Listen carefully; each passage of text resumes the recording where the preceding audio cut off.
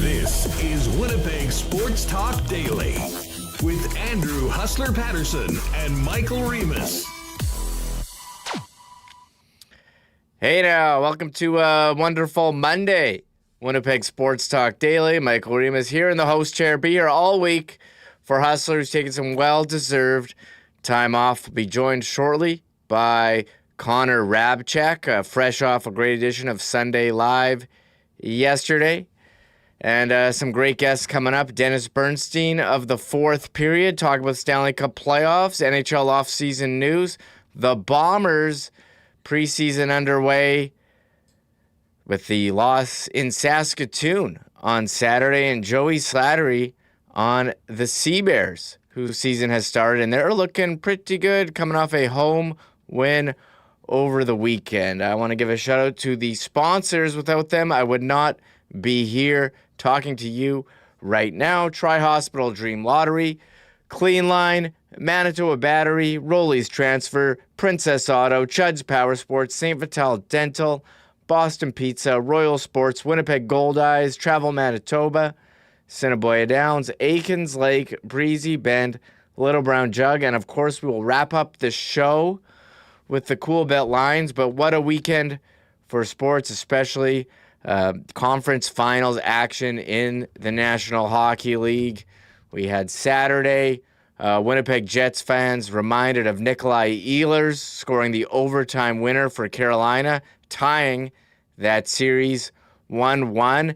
And how about the Vegas Golden Knights, to use a wrestling term, the heel of the NHL, the team that everyone hates, winning, going up 3-0 with the comeback win yesterday. Colorado Avalanche go up to the 3-0 lead, much like they did when they eliminated Minnesota, or they were down. Vegas made a comeback much like Colorado did when they were down 3-0 to Minnesota. Vegas tying it 3-3 and then going ahead 4-3 with the Thomas Hertl goal. Vegas 3-0 lead, looking like they're going to get back to the Stanley Cup final for the third time in their young franchise history. And again, Bombers got our first look at Taylor Elgersma in game action. I think we're reminded that, hey, this is a rookie quarterback who hasn't played in an actual professional football game in quite some time. And again, CEBL's off to a pretty good start. But we'll bring him in, the man who'll be joining me all week. You heard him on Sunday Live yesterday. Connor, what's happening? How was your weekend? My weekend was great, outside of the fact that we saw Vegas take a stranglehold, a 3-0 series lead, but the weather's turning around. Sunday was gorgeous. Today is gorgeous here in the city. Huss picked a great week to head out to Aikens, looking at the weather for this week.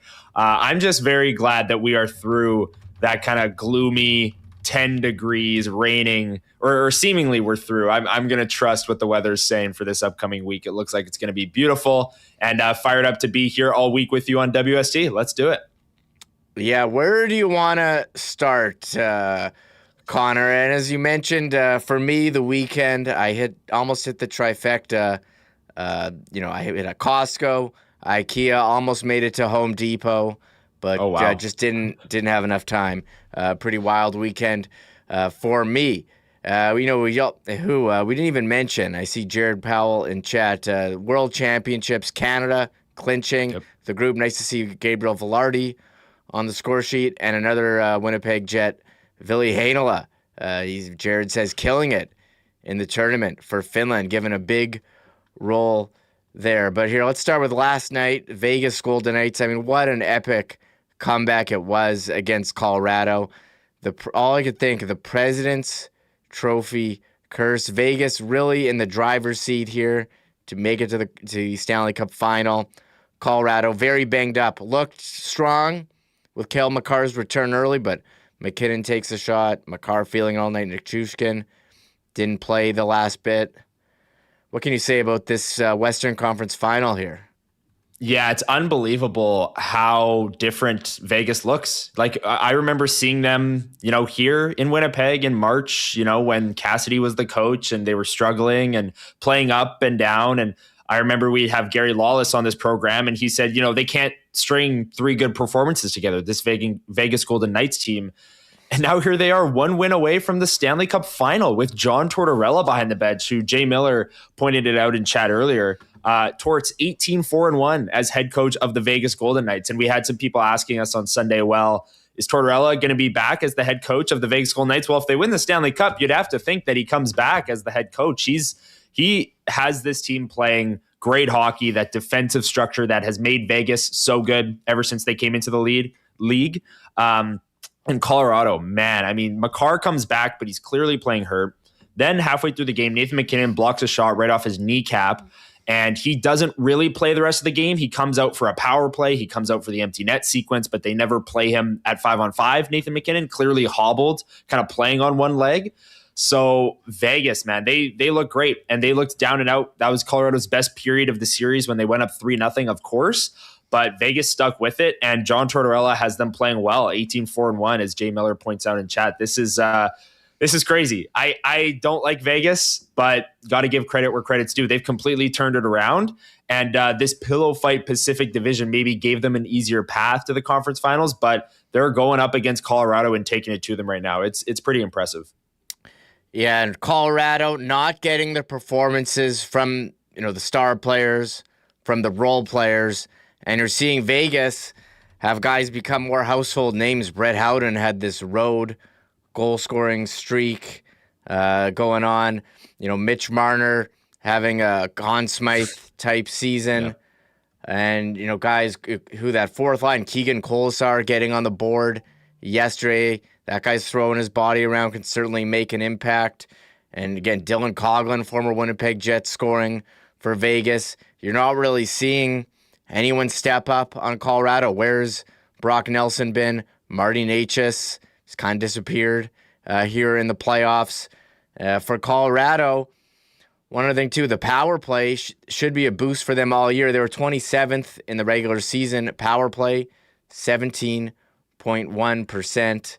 In the playoffs, it's been about the same. And, they should have the best one in the league with McKinnon and Makar, but it hasn't quite been there at all. They're at 21.2% so far in this playoffs. Vegas a bit better at 25%. So Colorado on the ropes. We'll have to wait and see what the Nathan McKinnon injury is, Cale Makar injury, and what the lineup is going to look like. But I think it's a pretty tough hold to climb out from. Maybe they can win a game. I remember Edmonton was down 3-0 to Florida a couple of years ago, and they made it back. And that was a team, Stanley Cup, out that was in the final. They were good enough. Colorado President's Trophy winner. No reason why they couldn't, but this Vegas team looks very, very strong right now, and I think they would be a favorite over the East team. Yeah, I agree. And I'm not going to completely count out Colorado, but it's hard not to. The Vegas looks so strong, and you combine that with the fact that Cale Makar is playing with one shoulder, and Nathan McKinnon is probably, if he's playing going forward, going to be playing on one leg. He was essentially playing on one leg for the second half of that game. They were saving him for big moments. How much is he going to be able to work off of that, use that explosiveness and that speed? But Vegas, they've been so impressive that whether it's Montreal or Carolina coming out of the East, you'd have to think Vegas would be a favorite. And there's a scenario here, too, where Vegas wins, not tonight, but tomorrow night, sweeps, and then Montreal and Carolina battle each other out, and that series goes 6 or 7 games, and maybe Vegas is getting rest, and they're getting that advantage that Carolina had going into the Eastern Conference Finals, but they're getting the rest going into the Cup final, which could be huge for them. So, Colorado, tough to count them out when they've won so many games in the regular season and looked good in the first 2 rounds of the playoffs. But given the fact that Makar and McKinnon are both going to be playing at less than 100%, I think and Vegas is playing so well. This one looks over, unfortunately. Much like Toronto fans watching Mitch Marner be the favorite right now for the Conn Smythe and kind of losing their mind, I already see it in chat. Elias McCracken saying, "Damn it, I miss Ehlers." And I don't know if this was a must-win game 2 for Carolina, but for a team that hasn't had a lot of success in the conference final, with their first home win in the conference final, and I don't know, in like 20 years or something. You have the lead. Montreal ties it up late. You're out-shooting them, out-possessing them. But Montreal, you're thinking they can't keep getting away with this, getting, outshot severely and pulling out these wins on the backs of opportune scoring and goaltending. Nikolaj Ehlers gets the puck through the neutral zone and does a play that we've seen so many times here, firing a shot from distance, beating Jakub Dobeš.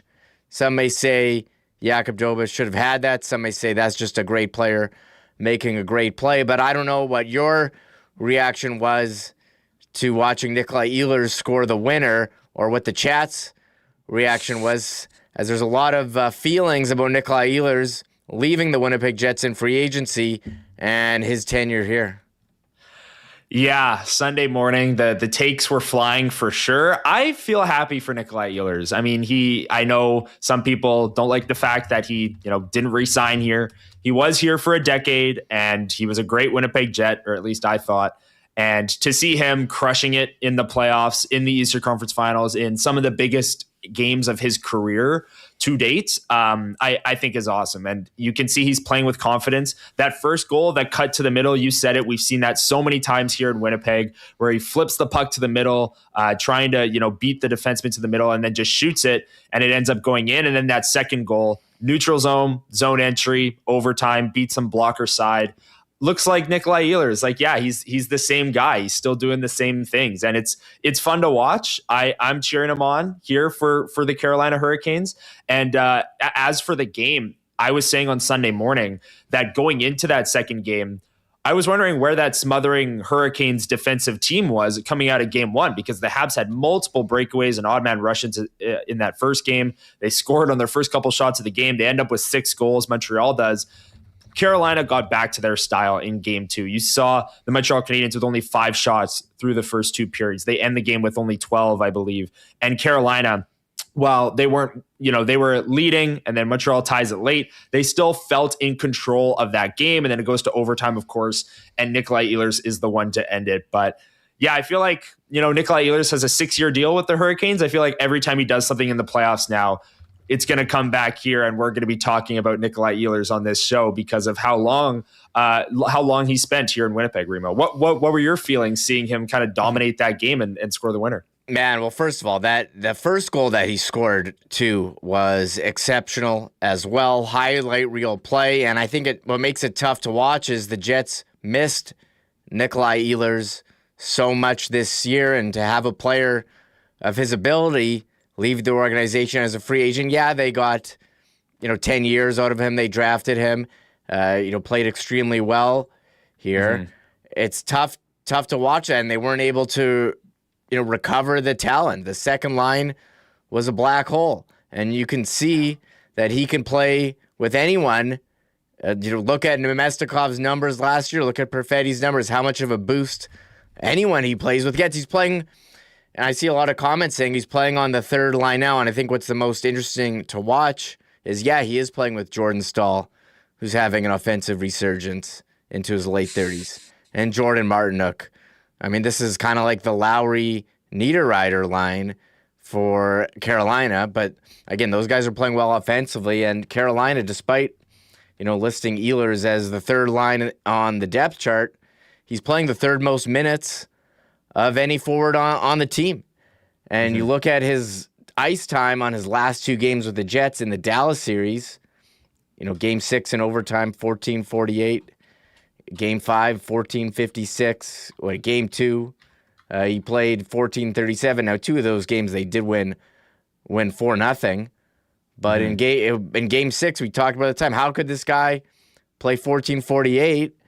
And you look at Carolina, We played 18:39 last game. Game 1, 17:46, 18:31. Carolina doesn't have their top line eating up, 22, 24 minutes. It's more balanced. And if Nikolaj Ehlers, he gets more power, he's getting power play time there.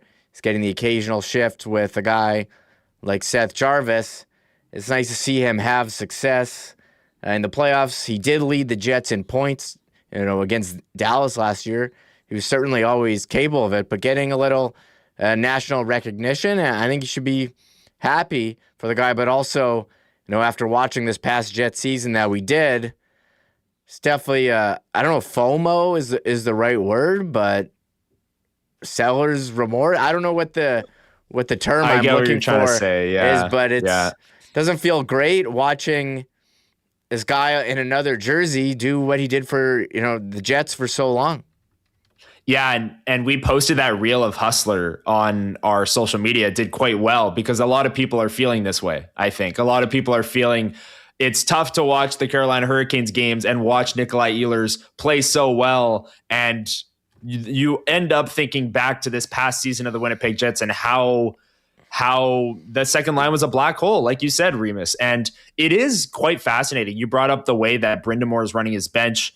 This is a Carolina thing. This is what they're doing. It's very balanced. You have Nikolaj Ehlers, who's on the quote-unquote third line. If you bring up the Carolina Hurricanes lines, he's playing with Jordan Staal and Jordan Martinook right now. But like you said, he's third most in minutes. Everything is very balanced. They're finding him more power play time, more 4-on-4 time. They're getting creative in the ways that they're using Nikolaj Ehlers, where here in Winnipeg, I mean, let's call a spade a spade. He's playing 14 minutes a night. That's third line minutes. The Lowry line was playing more in the playoffs than the Nikolaj Ehlers line. You had Mason Appleton playing more than Nikolaj Ehlers in last year's playoffs. So he was actually on the third line for the Winnipeg Jets, and there wasn't those creative avenues to get him more minutes or maybe play him in more of a matchup role.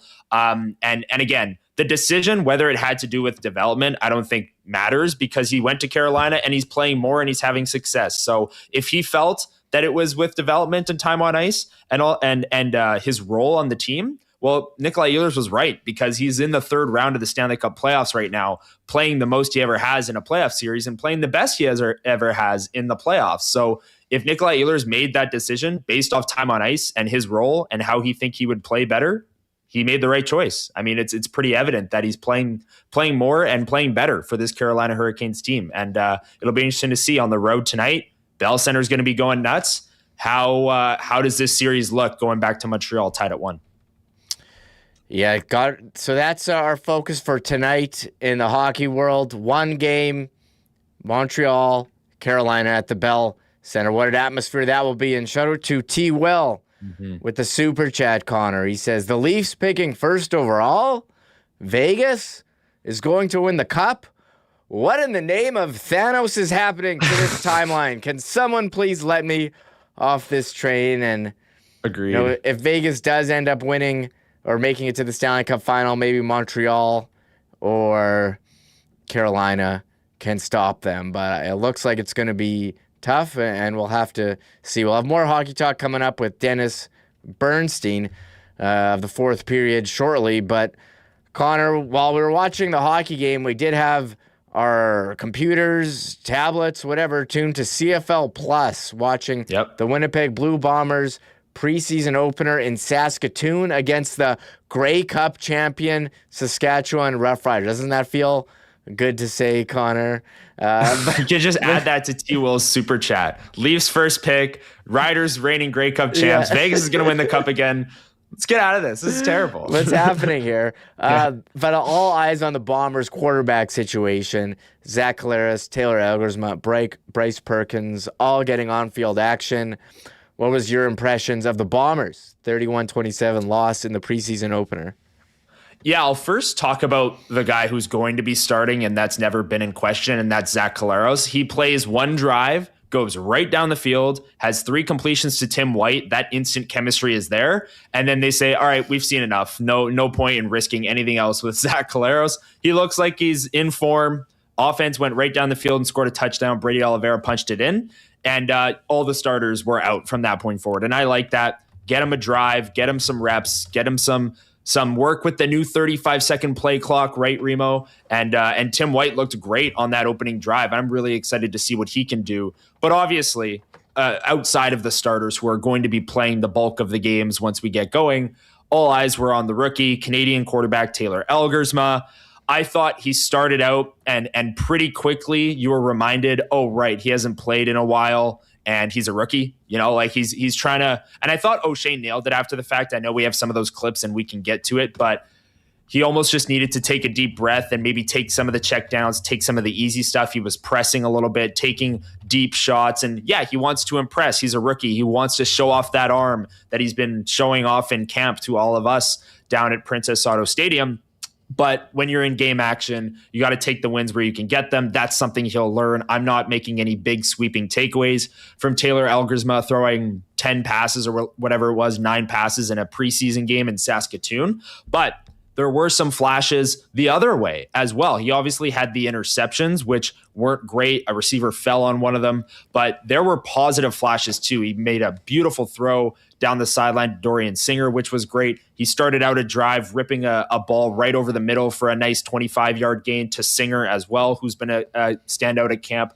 But there were so many other takeaways from that game, but obviously the quarterbacks and Bryce Perkins as well came in and moved the ball arguably better than Taylor Ehlers. And he projects to be more of the short yardage guy, Perkins, but that was good to see too, him step right in. And he's playing his first Canadian reps ever, as we know, as he was in the NFL, UFL MVP. Good to see him step right in and get those reps in a Canadian game with the new 35-second clock and all that stuff. But it was good to see, you know, Zach Collaros in rhythm, ripping it to Tim White, Taylor Ehlers show some positive flashes. And of course, yeah, there's always going to be things to work on when you're working with a rookie quarterback in a preseason game. Yeah, so the Bombers practicing today, their preseason home opener this Friday against the BC Lions. As you said, all eyes on the quarterback. Nice to see Zach Collaros throwing the ball. Tim White, I was pumped for that signing. Yeah. Thought a guy who can stretch the field is what they needed. And, you know, early connection there, Connor. And Taylor Ehlers, certainly some growing pains. And Bryce Perkins, still very intrigued what he can bring once he gets more reps and a complete grasp of the Canadian game. We'll have more conversation about the CFL and the Blue Bombers with John Hodge. I do have to say I gave them some shade on Friday. The game on CFL Plus worked pretty well for me. I watched it. Was the only complaint Rough Riders broadcast. Would be nice if there was the option to switch to, you know, Derek Taylor calling the game, but that's me nitpicking. The stream worked. I could watch it. I'll give them credit, but later John and I will ask him about this promised fantasy product that has yet to be released. Can we spend our time, our allotted time that we block out every day to complain about the CFL?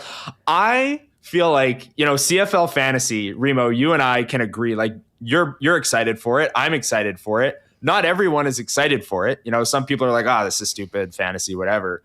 I feel like I'm one of the people that's excited for it and ready to play it. And I can't. It's preseason week 2. The season starts in 10 days and I can't draft. I find that kind of ridiculous. Now, having said that, if they launch it tomorrow, I'll be pumped and I'll be drafting in the CFL fantasy. Like, I'm excited to play this, but can we get it going here? Like, if you're looking at NFL fantasy, which I know is an unfair comparison, but drafts are happening well over a month before the season starts and preseason and training camp and all that stuff. We are less than 2 weeks from the Bombers season opener and the CFL season opener, and we can't draft. I really wish they had this figured out, but again, it is the CFL after all, so you can't expect them to have everything figured out all the time. We'll get into that later with John Hodge. He's been talking to the league for updates. He'll bring those later on. But first, we're going to get to Dennis Bernstein of the Fourth Period. More Stanley Cup playoff and NHL offseason discussion. There's a couple teams out there that don't have a coach yet or don't have a GM. So we are going to be touching on that as well. We'll get to Dennis Bernstein, but first, here's Huss. Folks, it's time to get your tickets for the Tri-Hospital Dream Lottery in support of the Health Sciences Center, the St. Boniface Hospital, and the HSC Children's Hospital. When you get your ticket, you're supporting important work at all 3 of our major hospitals, and you'll be entered to win a grand prize like we've never seen before. One of 6 $1.7 million dream home packages, or $1.35 million cash, tax-free, a life-changing amount. But the earlier you buy, the more you can win. And check out the early bird prizes available with the deadline of midnight Friday, June 12th. Early bird prizes worth over $257,000. And one big winner is going to choose between a 26 Land Rover Range Rover SE, valued at almost $190K plus $50,000 cash, or a 26 Mercedes-Benz G580 SUV, valued at $245K. Or you can take the money, $210,000 cash. They're also going to sprinkle 25 winners for the early bird 2 with $500 cash. So get your tickets now. You'll be in for the main draw. You'll be in for the early bird prizes. And again, it is all in support of the important work at our 3 major hospitals in town. Get your tickets today at tryhospitaldream.com. You can also get them in person at your local Red River Co-op location or London Drugs. But the best place and quickest place to do it is online, tryhospitaldream.com, in support of the Try Hospital Dream Lottery. We are into spring, folks, and that means it's a busy time for many people doing work. It's certainly a busy time for our friends at Cleanline Plumbing, Heating, and Electrical. Of course, Cleanline, for over 40 years, has been Winnipeg's most trusted plumbers, featuring fast responses, lasting results, and most importantly to you, 24/7 emergency services across all of Winnipeg. You can check out all their services at cleanline.ca and schedule an appointment there. But you never know when you're going to need Cleanline. So mark down the number, get it in your phone. 24/7 emergency services at 204-500-2001. Again, that's 500-2001. When you're in a jam, much like Adam Lowry has the back of the Winnipeg Jets, Cleanline has yours with 24/7 emergency services, 12 months a year here in Winnipeg. Big shout out to Jeremy and the gang at cleanline.ca. Our friends at Manitoba Battery are ready for Bomber season. Very excited to be a new corporate sponsor of the Bombers and powering the Winnipeg Blue Bombers this year, as they've been powering Winnipeg Sports Talk listeners and viewers for years with the best prices and the best in customer service for batteries for literally everything. Head to their website right now at manitobabattery.com for the latest on the Deep Cycle battery sale, which goes until the end of the month, $79.99 with core exchange. And of course, as you get ready to get out on the water with your boat, on the highway with your RV, on the trails with the dirt bike, a motorcycle, an ATV, you need batteries for all those things, and Manitoba Battery is the spot where you'll save big money, beating the pants off the big box stores with the best in customer service while you shop local and keep your money here in the province. 2 locations to serve you, Logan Avenue, Dovercourt Drive. Manitoba Battery also delivers citywide inside the perimeter. You can give them a call or order online today over at manitobabattery.com. And folks, if you have a move planned this spring or summer or into the fall, make sure to check in with our friends at Rolly's Transfer, the most trusted name in moving in Manitoba. They've been doing it for over 60 years. And it featured the white glove service that has so many of their customers coming back for subsequent moves after they try Rolly's for the first time. If you are moving, go to their website at rollies.com. Top right corner, you can click on Request an Estimate. Put in the promo code WST for a special discount on moving services and moving supplies. And then simply let them know when and where you're moving and what needs to go. And the friendly staff at Rollies will turn it around quickly with a great quote and get you locked in for the white glove treatment that they've been famous for now into their 7th decade. For all your moving needs, lean on our friends at Rollies Transfer, the most trusted name in the game. Find out more today at rollies.com. There's us. He'll be back next week taking some well-deserved time off. One guy who's not taking time off today, Dennis Bernstein, with the fourth period. Dennis, thanks so much for taking the time to join us here today at Winnipeg Sports Talk. Yeah, I'll be off in July and August. I get the 2 months off, and then my wife decides on what vacations we go on. So, but look, crazy Western Conference game last night, and a huge game in Montreal tonight in Game 3 between the Habs and Hurricanes. Dennis, how surprised are you by what we're seeing right now in the West Final with Vegas, taking the 3-0 lead, how Colorado has played, and, is this the impact of the coaching change with John Tortorella? It appears that way. It appears he's the perfect coach. Look at the record with him behind the bench. All right, now, it's not just Torts. They're winning the goaltending battle with Carter Hart, without question.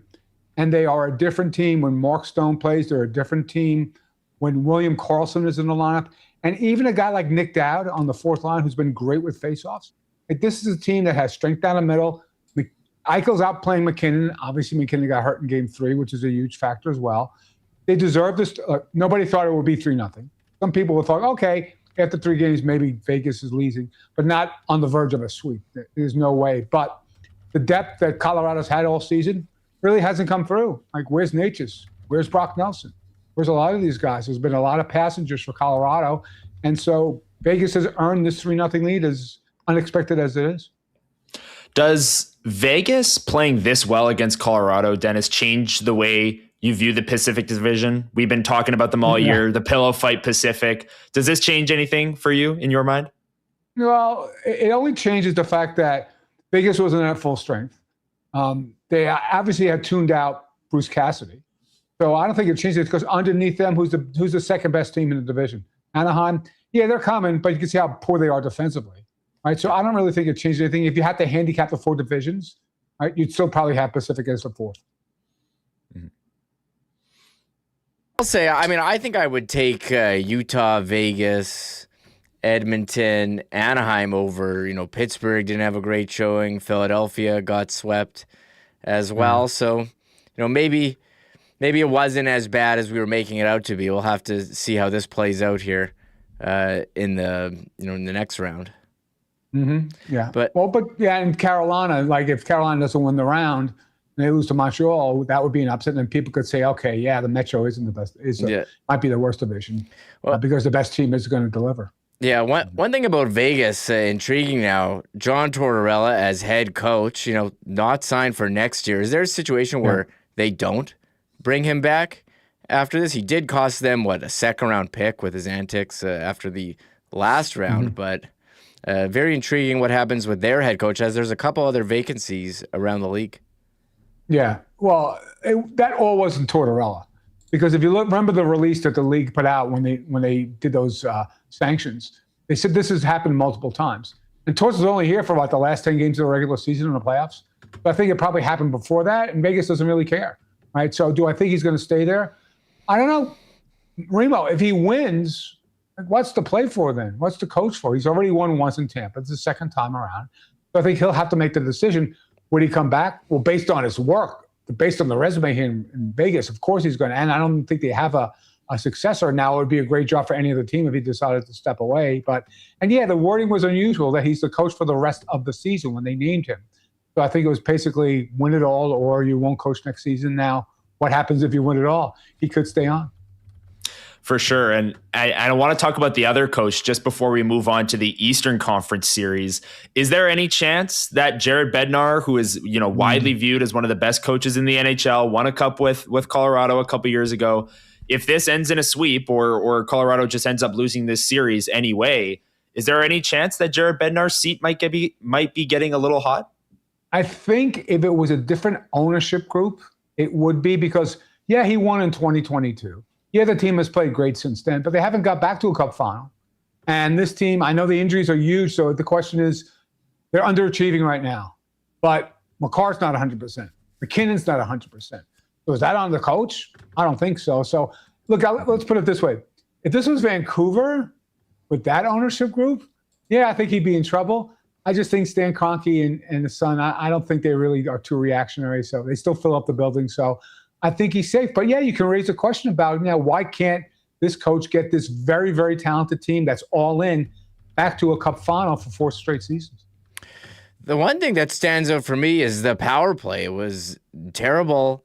Yeah. All year, bottom 5 in the league. How could you have a team with McKinnon and Makar and all these great players have a power play that doesn't stack up? Is that coaching? It's been so puzzling. Yeah, special teams is coaching, isn't it? Right? Especially when you have the talent, you can't say you don't have the firepower, you don't have the assets, you don't have the tools. So yeah, of course it's coaching. Right? So they're going to be criticized for that. But if anybody had an answer, they would have had the answer already, and they wouldn't be at 17% of whatever they were during the regular season. Is a mystery. It just means they're not a perfect team, Remo. Right? And so there's got to be some holes on this team, and one of them is special teams. So that's one of the negative aspects of this team. So I think that would cost Jared Bednar's job. I don't think so, because there's more than that. There's more to this team than just the power play not succeeding. Dennis, let's move on to the East and the series happening over there. What have your thoughts been through the first 2 games? Series tied up at 1. Montreal obviously comes out guns a-blazing in game 1. Carolina responds. What are your thoughts of the first 2 games of that series and look ahead to game 3 tonight? Look, I think they really bounced back, Carolina, at this point in time. So, and they found their game. And the key is that Rod Brind'Amour did not panic after game 2, or after game 1. Right? He put in the same lineup. They gave up 12 shots on goal. Freddie made 10 saves. So they should be the favorite. And I know it's going to be crazy at Bell Center tonight. The crowd could help them, but it really could hurt them as well. Because if they get behind in the game, the crowd will get quiet. They start chasing the game, trying to overcommit, make pinches they shouldn't. So, but the question is, was game 1 rust for the Carolina Hurricanes, or was it a legitimate team? So I think this is about the legitimacy of Montreal being this deep in the playoffs.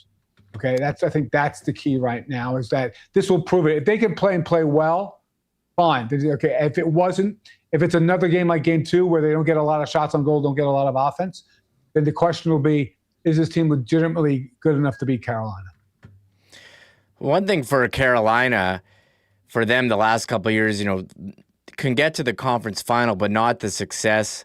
What can you say about what Nikolaj Ehlers has brought to this team and giving them a game breaker here to get that, that highlight reel goal, whether earlier in the game or in overtime? Is he the player who can get them past Montreal? Yeah, I think he changed the tone of the series, to be honest with you. Before game 2, the conversation was about Montreal's speed and Carolina's, their baggage in the conference final. They had lost, 10 straight at home, right? They had lost 7 game 1s. So he scored twice. He caught the OT winner.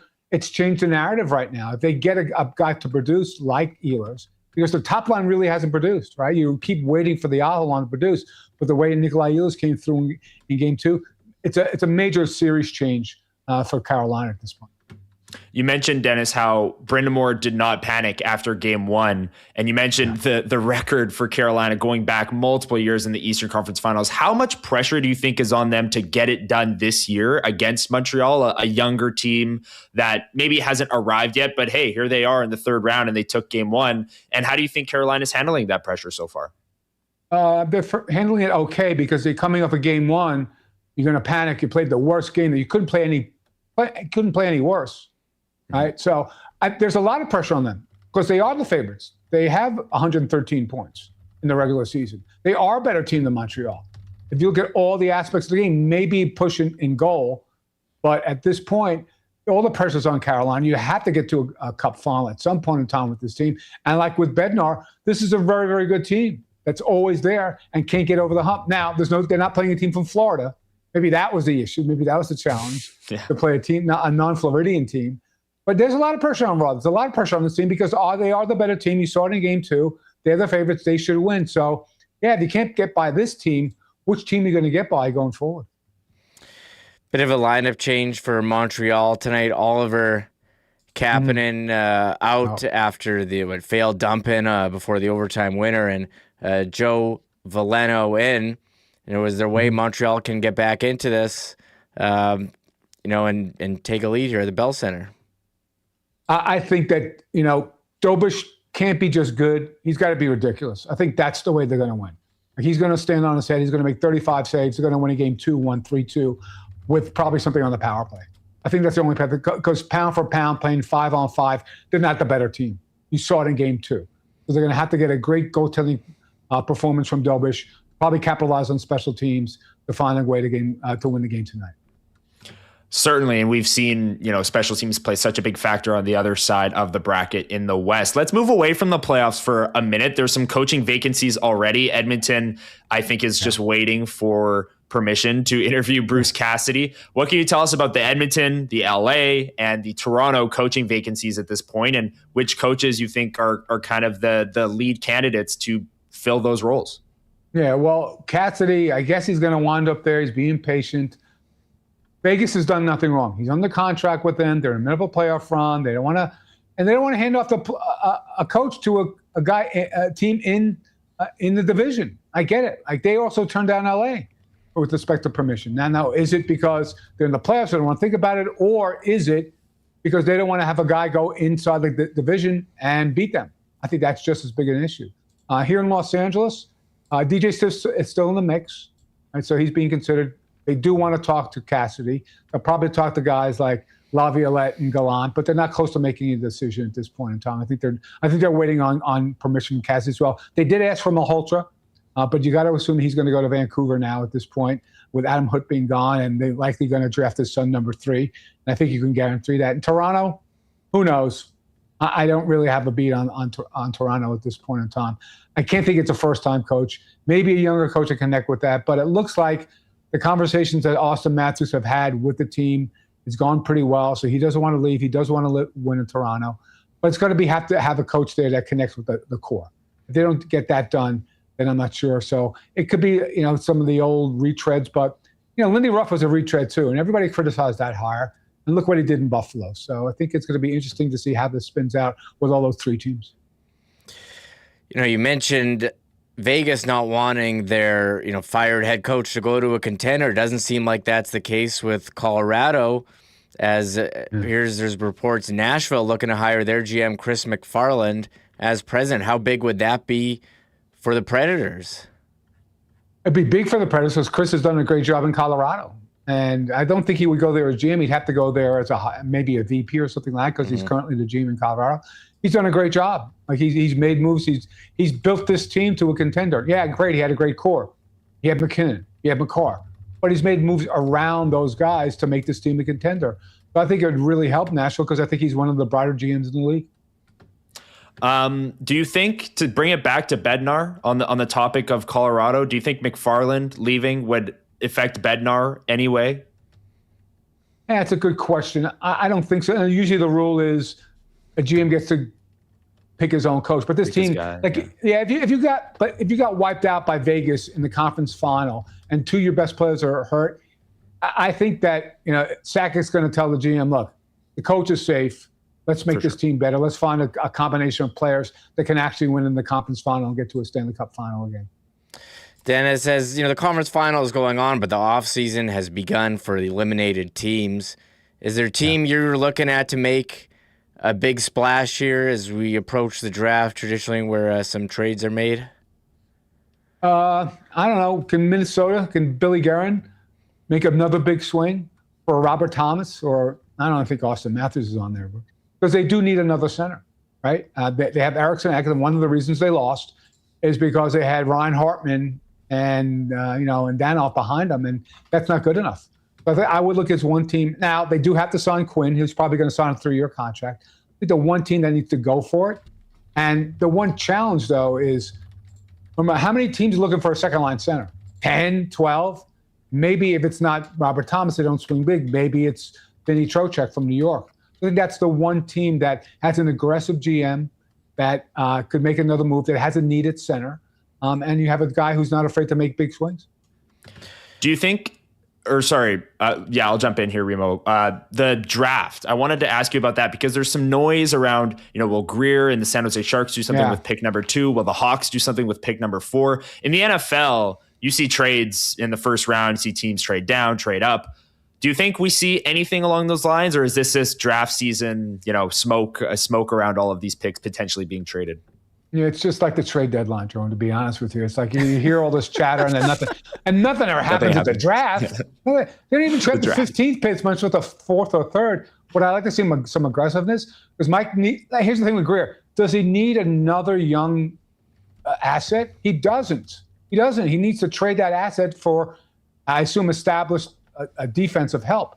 That's the one guy I would look at to see that. Vancouver just needs players. I don't think they're going to make the move. You wouldn't trade the first overall pick if you're Toronto. So I think the one team that I would think would make a move would be San Jose, but it just never seems to happen. I've been to a ton of drafts, maybe 10 of them. You hear the chatter about moves in the first round, nothing ever happened. So I think like those other 10 years I've been there, I don't think much is going to happen at the very top of the draft. One team, it looked like they really needed a goaltender after the playoffs, Buffalo Sabres. You think and they've got some young players, RFAs they have to sign, or Alex Tuck's free agent. Do you think they're looking to upgrade in goal?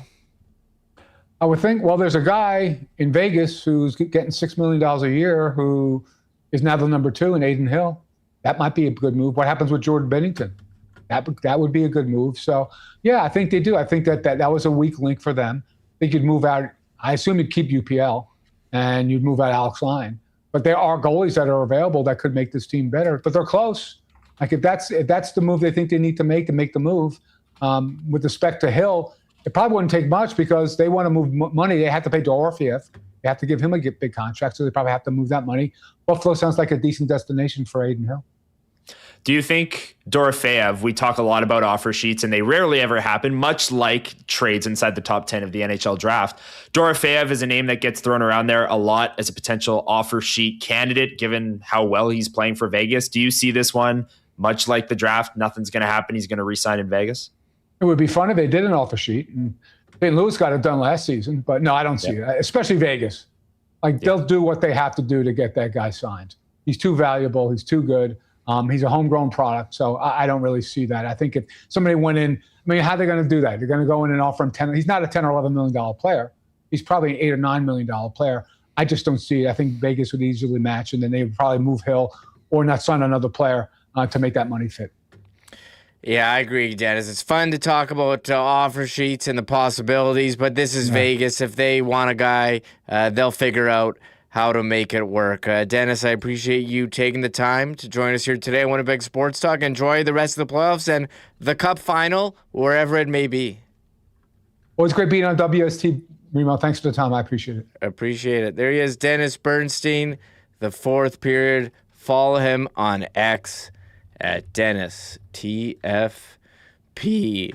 Well, that was a great conversation there. We're going to shift gears from the ice to the field. John Hodge, 3 Down Nation, going to join us next for some great Bombers and CFL conversation. But first, here's Huss. Do want to thank our great supporters at Princess Auto for their support of WST. Listen, we're counting down to getting back to Princess Auto Stadium for Blue Bomber football this year. But in the meantime, you're probably getting ready to start some projects for the summer or get going, of course, and that's when you go to Princess Auto, because Princess Auto has the best deals on the most unique assortment of tools and equipment around. Everything you need to complete the projects on your list or start something new waiting for you at Princess Auto. So pop by and see them. Panet Road, Portage Avenue West, out in Brandon. And of course, you can also shop online 24/7, 365 at princessauto.com. And we will look forward to seeing all of you at Princess Auto Stadium coming up for Blue Bomber season. Weather's getting nice, just in time for a trip down to Chud's Power Sports to take your summer to a whole nother level. Chud's Power Sports up in Gimli at the corner of Highway 8 and 231 is the power sports superstore in Manitoba, featuring the best in new and used vehicles, including boats, RVs, motorcycles, ATVs, side-by-sides, golf carts, outboard motors for those boats, Argos, off-road vehicles. Chud's Power Sports has it all, and they've had it all for a long time. Over 80 years in the business with the most experienced and trusted staff in the game and incredible financing options for both new and used equipment. check them out online at chudspowersports.com. Up in the top right corner, you'll see a link for e-commerce store. You hit on that.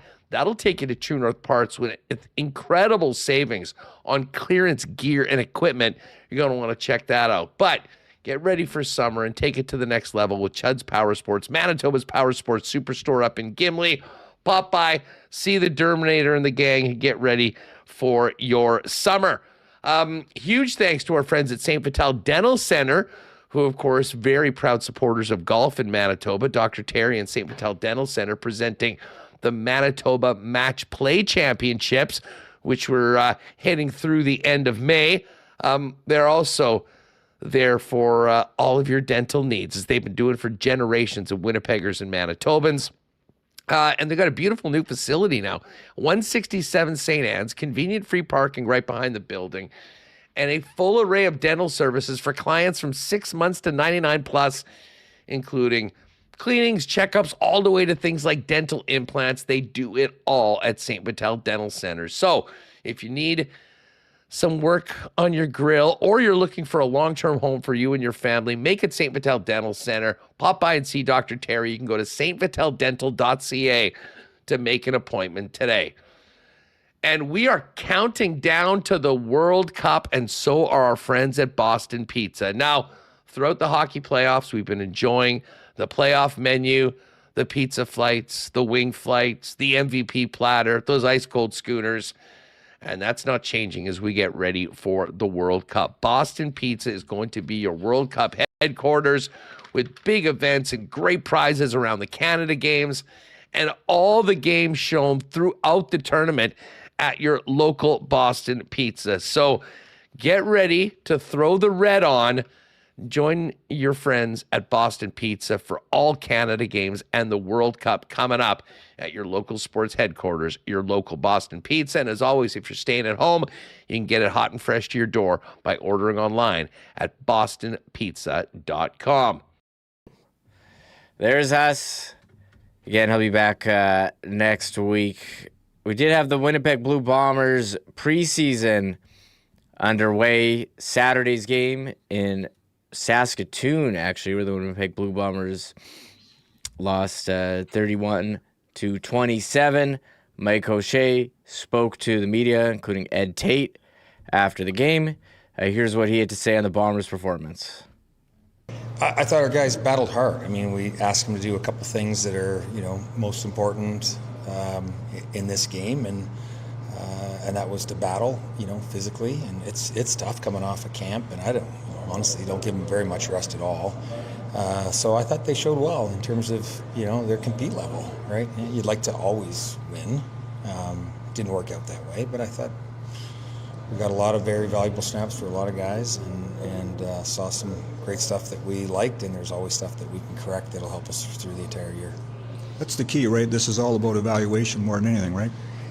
It is. It's just, it's always easier to, have those tougher conversations after you win. That's the way it is, human nature, right? It's easier to listen when you got something positive going on too.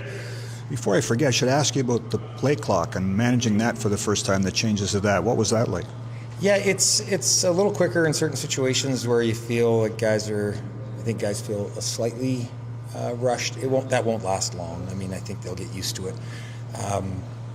Certainly, once again, with a 35-second clock, trying to look at an iPad and get some determinations that quickly is going to be next to impossible. So I think the CFL will get some things that they want out of that, which is less challenges, probably. There's Ed Tate with Mike O'Shea. We'll have more on that later. But first, let's bring in John Hodge, 3 Down Nation. John, how's the weekend here? CFL football. It's arrived in preseason form. It has, and it was a great weekend, I thought. The CFL Plus app, I thought the streams looked slick.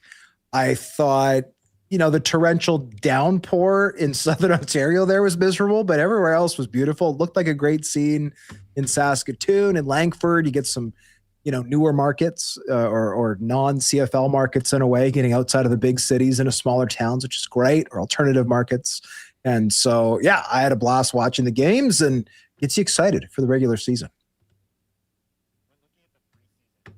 Obviously, a lot of the conversation was around Taylor Elgersma for the Winnipeg Blue Bombers, but I want to start with QB1, Zach Collaros. He plays one drive, connects with Tim White 3 times. They go right down the field, score a touchdown. They take him off the field. How good of a sign is that there's kind of that instant connection with Tim White in the preseason, new wide receiver for the Bombers this year in just the first preseason game? Well, I think you have to like it, right? I mean, the passing game in Winnipeg has been not only,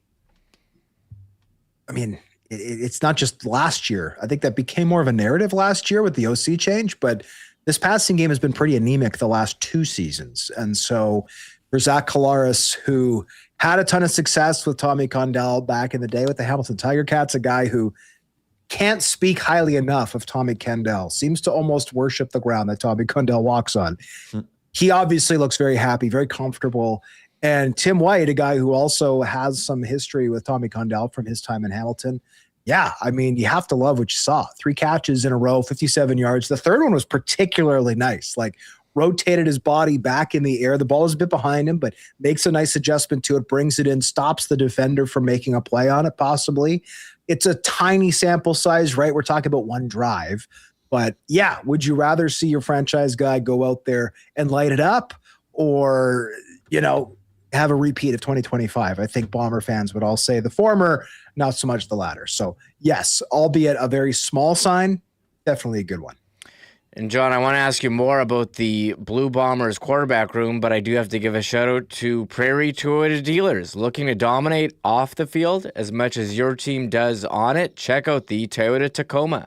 Its standard I-Force engine boasts an impressive towing capacity of up to 6,400 pounds. In fact, it's the most powerful Tacoma ever. So whether you're hauling gear to the rink or heading to an away game, you can tackle it with ease. The available panoramic multi-terrain view monitor gives you a live underfloor view to navigate even the toughest terrain with ease. When it's time to load up, the available power liftgate makes loading your gear in and out a cinch. Experience power, capability, and convenience with the Toyota Tacoma. Visit shoptoyota.ca or your local Prairie Toyota dealer during Red Tag days from March through May. John, there's a lot of talk about the quarterbacks in the game on Saturday, Bryce Perkins and Taylor Elgersma, but leading up to the game, we had a couple instances where guys leaving the team being put on the suspended list. That's Peyton Thorne and a guy who was here for a number of seasons, Terry Wilson. What happened with those guys that caused them to leave the team and be put on the suspended list? Yeah, weird situation. I think when it comes to both of these departures, it came down to the realization that when both these guys signed, Thorne signed in January, Bryce Perkins signed in December. Terry Wilson's obviously been around, but this once looked like a spot where the QB job was maybe not up for the taking now, but it was up for the taking in the relatively near future, right? Zach Collaros is going to turn 38 in August. He's coming off 2 down years. You can see how for a quarterback, whether you're talking about Taylor Elgersma, Bryce Perkins, Peyton Thorne, Terry Wilson, whoever, you can see how, okay, this is a really good spot to potentially set up and be the franchise guy for a marquee CFL franchise for the next 10 years. And I think when Elgersma signed, right, as a late addition, not long before training camp, I think the writing was on the wall for some of these guys going, oh, so this Canadian kid who's got this rocket arm, big size, 6'5", 235 pounds, but mobile, Heck Crichton Trophy winner, he's going to win the number 2 job. And obviously his play speaks for itself, but the fact that he's Canadian, right, helps you from a ratio standpoint. It helps you from a marketing standpoint. Like, all of a sudden you go from, hey, I could be the guy to, oh, geez, like, not only am I not the future guy, like I might not even be the backup right now. And so it was an odd choice. I'll say that. Like, the worst case scenario, if you're Peyton Thorne or Terry Wilson, is you don't get a lot of preseason reps and then you get cut. But if that happens, you're free to sign with any team, right? And that's not the case for either Thorne or Wilson right now. They are both on the suspended list. If another team wants to acquire them, it would have to technically be by a trade right now. And if you're another CFL team, unless you're pretty desperate for a quarterback, why would you say, yeah, I'm going to give up an asset to acquire someone who literally quit on the last team? Like, that doesn't make a whole lot of sense. Thorne, I think there was a lot to like about him as a potential future player. Started 48 collegiate games between Michigan State and Auburn, had a winning record, worked at Auburn with Kent Austin, Grey Cup winning quarterback and head coach, dual threat guy, son of a coach, like lots to like. And then Wilson, he was around for 2 years. You'd like to see what he can do with that type of development. Only has 22 career regular season pass attempts, but my point is both of these guys, I think, would have had opportunities elsewhere had they just stuck around for another couple of weeks. But evidently, they did not want to do that. Weird story. And again, if either of them is just done with football, fair enough. All power to them. I'll never knock a guy who wants to move on to the next phase of his life. But the weird part is it doesn't seem like that's the case for either of these guys. Otherwise, they would have retired, not simply requested their release and then been put on the suspended list. So weird story. I'm not sure if we'll see either of these guys back in the CFL in the future. Puzzling for Terry Wilson as well, since he was on the depth chart for the preseason game and slated to get reps. Like Taylor Elgersma played the second and third quarter. You'd have to think Terry Wilson would get that third quarter if he was in the game and stuck around. But let's talk about Taylor Elgersma, who did get the second and third quarter. The hype train, you were describing him there, rocket arm, tall Canadian quarterback. What did you think of his first action in a CFL game in the preseason? 2 picks, but some flashes of positive signs as well for Taylor. You can't get around the fact that the stat line is awful, right? Like 6 of 13, I think it was 78 yards and 2 picks, as you pointed out, Connor. So let's address that first. I think he was a lot better than the stats indicate, but the stat line is really ugly. He had a drop on his very first throw. Christian Fredrickson kind of went low for that ball, didn't pick it up, and that was kind of the sign of things to come. I mean, the run game was non-existent, which did not help Taylor. He got in right after that first scene where Zach Collaros lit it up. Playing against a lot of Saskatchewan's ones, and I think Winnipeg's only change for that second drive was Tyler Elsper. He came in at center in place for Tui Eli. Rest of the offense was the number 1 unit. And then for the next series, Elgersma came in with the 2s. And I mean, let's talk positives first. I mean, the second interception was not his fault. The receiver fell down. Fair enough. Also, there was another drop on a screen pass that hit Matthew Peterson in the hands. He bobbled it, couldn't handle it. So when you take the 2 drops into account, the receiver who fell into account, the beautiful corner out to Dorian Singer, like that's a ball that Taylor Elgersma throws, as well as, I don't want to sound hyperbolic, but honestly, as well as any CFL quarterback I've ever seen. Like Ricky Ray made a career throw in that ball to Fred Stamps. Darian Durant made a career throw in that ball to Weston Dressler. And Taylor Elgersma throws it beautifully. That was on full display. I think it was a 23-yarder. But, I mean, there was also bad, right? He held onto the football for too long. The first interception, it's possible one of the receivers ran a wrong route, but I'm not even sure who that ball was intended for. The only 2 players who had a shot at it were the 2 Saskatchewan defenders. And then he did miss a couple of times. His second throw of the game on a little comeback route hit the dirt, right? Wasn't particularly close. So I polled a few people in the league who I trust and asked them what grade they would give, just on a letter scale, for Elgersma's CFL preseason debut. And I say CFL preseason because he did play in the NFL preseason last year with the Packers, looked pretty good. And I didn't get back any responses better than a B-. I didn't get any worse than a C. Like, it's a middling grade. He was fine. I will be honest, I was expecting a little bit more because I am high on him. But as ugly as the stats were, his performance was better. But you can't argue that it was great. It wasn't great. He clearly is learning, and I'm excited to see the next step that he'll take come his second preseason game this week at Princess Auto Stadium when the BC Lions come to town. Is it time to pump the brakes a little on the Elgersma hype train, or is there room for encouragement after that? Here's the thing, though. Like, people are talking about the hype train. Like, and again, I'm high on him. We've done a ton of reporting on him at 3downnation.com.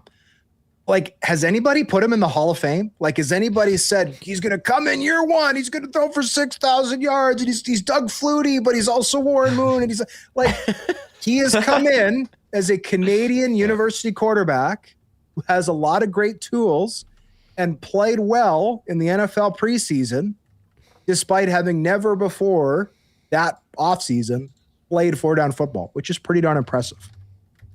But we've also seen lots of quarterbacks with accolades come into the CFL and do Nothing, right? Like, remember Eric Berrier a few years ago, who was the FCS Heisman winner and came in and was atrocious, got a cup of coffee with the Riders after got cut and then got cut again. No one's heard of him since. So, like, yes, there's a hype train. The fact that Taylor Elgersma is Canadian is part of that hype train.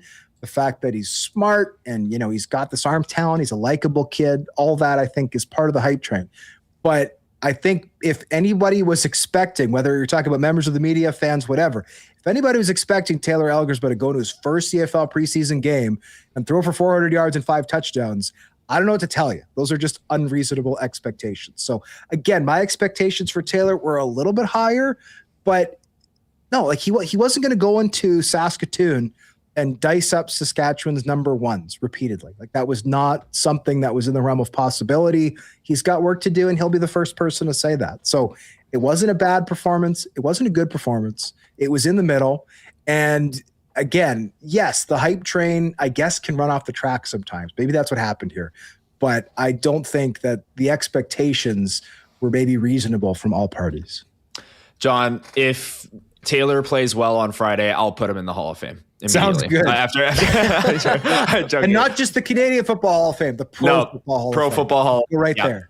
Yeah, coming off a preseason home game against the Lions. Let's go to the other quarterback. Bryce Perkins came in the fourth quarter. He was the third QB to play. What did you think of him? UFL MVP, got some NFL reps as well in his football career, playing the Canadian game for the first time. What did you think of him?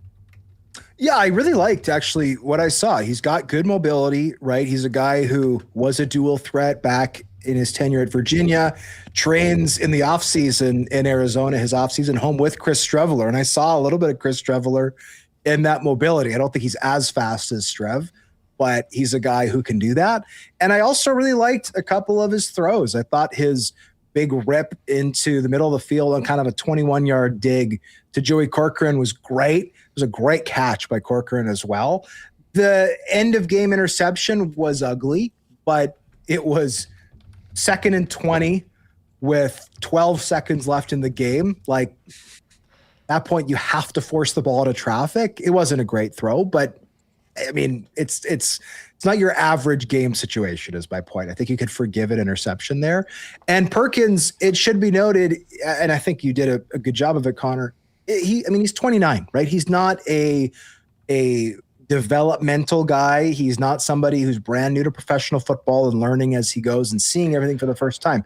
Yes, of course, there's intricacies to the Canadian game, and that's part of the learning curve for any professional quarterback who comes north. But he is a guy who I expected to have a very high floor, probably not the highest ceiling at this point of his career, again, just given his age. But I think he showed well in his limited action. He showed some accuracy. He showed some of that athleticism. I liked how he got rid of the ball relatively quickly. Like, there was a lot of positives there. And again, I was more bullish on the Bombers quarterback battle back when it was 5 instead of 3.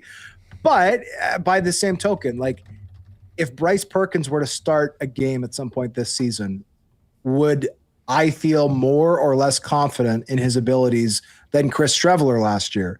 I would say in very limited action, I would feel at least as confident if I was someone watching the game and having to prognosticate how he would perform relative to Chris Streveler. I think you like a lot what you've seen from Bryce Perkins in limited action, or from what I've seen in a few days at practice here and there. So I thought it was good. And I think it's good, a really good mix and match to have him and Elgersma together, because they're different. And in terms of style of play, in terms of age, all those things. And I think there's things that Elgersma can teach Perkins about the Canadian game, and there's lots about just being a pro that Perkins can teach Elgersma. Yeah, it'll be interesting to see how this plays out, as we have seen starting quarterback Zach Claris miss games. We'll miss a couple last season and previous. John, we do have to talk about offensive coordinator Tommy Condell. I mean, what are your impressions of the new look Bombers offense moving on from Jason Hogan and going with the new OC this season? Well, I mean, Condell's known for being a pass game guru, right? Somebody who loves to throw the ball, not so much run the ball, which is part of what made him an interesting fit, of course, with the Bombers, a team that runs the ball as well or better than any team in the CFL, but especially last year had a miserable passing game. It was interesting to see, like the pass pro from this offensive line, I thought was much improved in like working against Saskatchewan's number one unit. I thought the pass pro off the top of the game was great. Jarrell Broxton at right tackle could easily win most outstanding offensive lineman this year. I think he's that good. He's worth every penny the Bombers paid of that $250,000 salary to get him over from the BC Lions. And I think the Lions are going to miss him, to be quite frank. But interestingly enough, the run game was atrocious. Like this offensive line got, whether it was the ones, the twos, the threes, it didn't matter who was carrying the ball, whether it was Michael Krisaik or Brady Oliveira or Matthew Peterson or Stevie Rocker. Nobody could do anything. There was no room to operate. Now, the Riders were number one against the run in 2025. We have to give them their flowers. They're a good unit. They take that away. But it was interesting. Again, and it's just a small sample size. You don't want to panic or overpraise one way or the other. But it was interesting to see that the passing game did really come alive, but the run game seemed to die. So I need a larger sample size, but it is interesting that the early returns for this unit was such a pendulum swing to the pass, because I know the Bombers want to get better at throwing the football. Obviously they do. They were the 9th ranked pass game, but I don't think they want that to be at the expense of their great running game with Brady Oliveira, who they very much consider to be the best running back in the league. So I'm curious to see how that develops over the coming weeks. And the running back who they paid a lot of money to. A lot of money. You got to use them. I wanted to flip to the other side of the football. There are a lot of battles going on, D-line with the ones and the twos, and then corner with Moxie not playing and Vavel being in and out of training camp so far, and some corners getting some reps, some linebackers. Clinton gets the pick 6. Evan Holm gets the pick 6. He's making the team for sure, Evan Holm. He's going to be a starter and a stud. What did you kind of make of the defense and some of the battles on the other side of the football for the Bombers? Well, I was watching a lot of the edge and a lot of the corners, and actually it was really nice. Sometimes on the broadcast angle, you can't see the corners at all. And on CFL Plus, you really could, which I loved. I thought that both starters struggled to some extent. Warren Burrell gave up the game-winning touchdown one-on-one to Daniel Weeb. He got picked on a little bit early in the game as well. There was a deep completion to Keyshawn Johnson when the Riders still had their number ones in the game. It looked like Burrell and Cramdy, along with the other corner, were all in kind of a deep 3 look defensively, and there was just a massive hole between the corner and the safety. And I am not in the room. I don't know if that is the responsibility of the corner, the safety, or somebody else. I'm just saying what I saw looked like 3 deep coverage, and nobody seemed to know whose job it was to take that seam away because it was a mile wide. On the flip side, Ridge Tixada gave up a couple of passes, but he did get his hand in there, get dirty, and help knock that ball loose. That was subsequently intercepted by Evan Holm. So I thought there was some mixed stuff there. Major Williams, I thought, flashed to me a little bit. There was that one play. I think Jack Cohn was in the game for the Riders, a quarterback. Blitz coming. They got one-on-one look between Siosi Mariner, who's never really played in the regular season of the CFL, but has been around for a while with a few teams, including the Red Blacks, now with the Rough Riders. And Williams did exactly what you need a corner to do in that situation. He maintained perfect body position, didn't panic, didn't grab, right? Didn't take the flag. He knew he was one-on-one. He knew the ball was probably coming to him. Mariner can run fast, and he was on a fly. And I thought Major Williams did a great job. So those are some of the names to keep an eye on, I think, in the cornerback matchup. Defensive end-wise, I thought Neuer Gatkuth had a really nice play. He flushed Braden Shager out of the pocket, and then Shager subsequently threw an interception. That was a nice play from the team's first-round pick out of Wake Forest. I thought David Reese had a couple of nice plays, but he unfortunately took 2 penalties. You don't want to do that in the regular season. I thought the second one was kind of soft, but the first one was definitely earned with the face mask that ripped Shager's helmet to the side. And then, Deshaun Dixon, I thought, flashed a couple times. I didn't really see much from Kydron Jenkins, who joined the team late last year and had a sack in that regular season finale against Montreal last year. So those are some of the names that I'm looking forward to seeing in person. The advantage of watching in person is you can watch exactly whoever you want, as opposed to the broadcast angle where sometimes it's hard to get certain sight lines on guys. But, whether it's Major Williams at corner, is it Deshaun Dixon who's in the starting lineup at edge? We'll see. There's not a lot of starting jobs available for the Blue Bombers on either side of the board or other side of the ball, but those are a couple of them on defense that we could see newcomers at. So the Bombers move on from preseason game 1 in Saskatoon against the Rough Riders and are hosting this Friday. What's going to catch your eye this week at practice as they prepare for a preseason game 2? Well, more of those position battles, right? I mean, corner is one, edge is one, left guard is another. I thought Gabe Wallace looked solid. He's the incumbent starter there.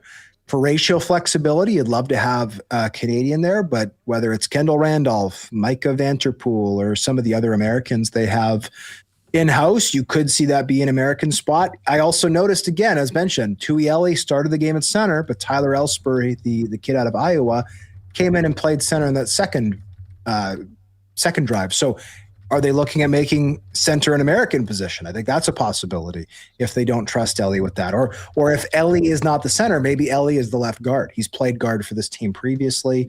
So those are some of the battles I'm watching for. I'd also love to see if we can get Nick Dembski, Ontario Wilson, some of these other guys back in the lineup. There were a few vets who were out, not a lot, but a few. Jake Serezna also didn't play this past week. Is there any chance he plays in the second preseason game just to get a glimpse of how they might fit into this team, especially Serezna being a new player? I also I'm really interested to see from a defensive standpoint, is this a new look defense where Jordan Younger is going to be blitzing like crazy on second down? We saw more second down cover zero blitzes, I think, in that first preseason game than we saw the last 2 years combined from Jordan Younger. I don't know if this is just something he did to assess some talent, to rattle some cages in Saskatchewan. It could be a total aberration. Or maybe this is something that we're actually going to see a lot. And it's like, whoa, okay, this is a departure from years past where this team has traditionally dropped 9 on second and longer than, say, 7. So that's something I'll be watching for come the next week's preseason as well. Are they going to blitz the ever-loving you-know-what out of the BC Lions? I'm curious.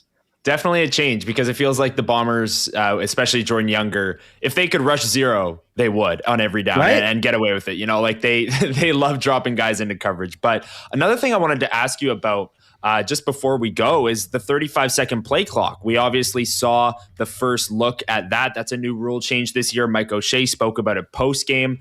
That's something that the Bombers need to get used to with substitutions and all of that stuff. Do you think it made a big impact, and how do you think that'll change games early in the season once we actually get into the games that matter? Well, I will be honest, I didn't notice much of a change until the clock shifted back to the 20-second clock late in the first and second halves, and those felt really slow. Not in a bad way. I mean, those are key points of the game where I think a slower pace is probably warranted just to get more plays and more substitutions. But yeah, the faster pace, I didn't necessarily notice, but I, again, did notice when it shifted. So I think you are going to see a little bit less substitution. The Bombers kind of talked about that when they drafted and traded up to take Dante Daniels in the second round of this year's draft, saying, okay, we needed a tight end essentially, because they'd previously just played an offensive lineman in that full-time kind of sixth man role.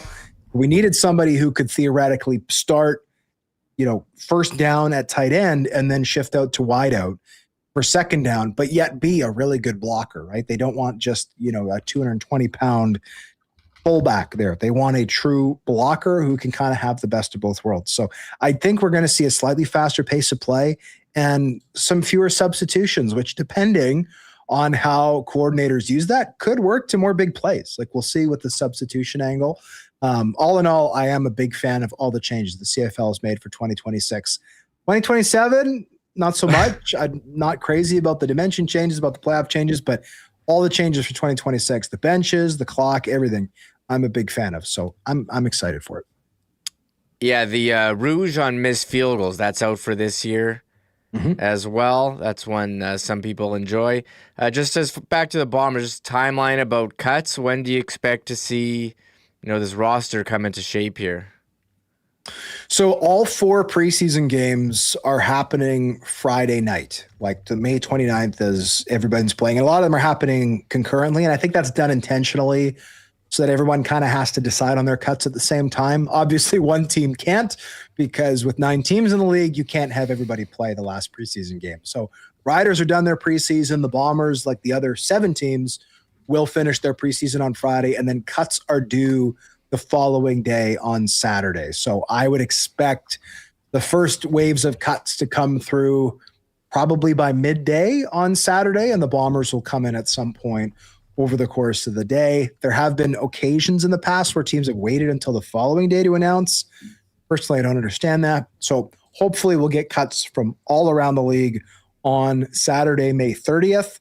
And at that point, the Bombers will be less than 7 days away from their regular season opener in Calgary. I believe that's the following Friday. So it should be a quick turnaround. May 29th, if you're a Bomber fan, you're at the stadium. May 30th, you see the cuts, and then you're 6 days away from watching them on TV take on the Stamps in week 1. So it's a quick timeline, and it's going to pick up shortly. Yeah, rosters being finalized. Perfect time, John, to have our CFL fantasy drafts. That's what the CFL promised us would be available on CFL.ca. I'll give them credit. The CFL Plus stream worked pretty well to watch Bombers, Rough Riders, but you've been in contact with the league. Do you have any idea when the CFL fantasy product on their website that promised the ability to have drafting a team in a league, when that would become available? Well, they put out a teaser a few weeks ago, and there were some details about, okay, here's what the roster is going to look like. Here's how you can fill it. There's a Canadian flex spot that has to be filled by a Canadian running back or receiver, for instance. Yes. And, 18 leagues. But yeah, one of the stipulations is your draft has to be done by June 6th.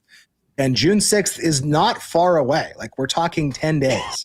And right now, when you go onto the fantasy page, which I've just done, all that you can do is put in your email address, which I did weeks ago to sign up for a fantasy league. And I haven't received anything since saying, here's exactly how to do your draft, or here, schedule this at the. So yeah, we're cutting it a little late, right? I think most hardcore like NFL fantasy drafts, you try to do them between the end of the preseason and the start of the regular season, just to like avoid major injuries that could happen. But at a very least, feels like you should be able to book your draft. Right? If you're trying to book a draft before the 6th, you and your 7 friends should probably all have the ability to log into your account, say, okay, here's when the draft is. We've all booked that evening off. Perfect. We can do the draft. So it is odd to me that that capability doesn't seem, at least that I've found, doesn't seem to be available online yet. I will say fantasy, I've been playing weekly on CFL, and it's given me a deeper knowledge and understanding of the league, and I think it would certainly help, anyone else who's looking to get a league to do a league. It's unfortunate there hasn't been season long, but hopefully they can figure this out here before kickoff. John, I do appreciate you taking the time to join us. What's coming up for you on 3 Down Nation? I mean, we got all the news every single day, news, insight, analysis. We had breakdowns, team-specific breakdowns from all the preseason action so far, which we're really thrilled to bring to our listeners, our readers, everybody. So, and then, of course, we'll have all the news with cuts on the 30th. So if you want to see who the Bombers have let go, or which potential veterans have been released elsewhere around the league, check us out at 3downnation.com. Perfect. There he is, John. Thanks so much for taking time to join us here today. Winnipeg Sports Talk. Talk to you later. Thanks, Reem. Thanks, Connor. Have a good one. See you later. There he is, John Hodge, 3 Down Nation. Follow him on X at John D. Hodge. We asked John about the Winnipeg Blue Bombers quarterback situation, but let's see what Mike O'Shea had to say after the game in conversation with Ed Tate. Let's run through the quarterbacks. We didn't see Zach for long, but he sure looked comfortable. What did you think of him?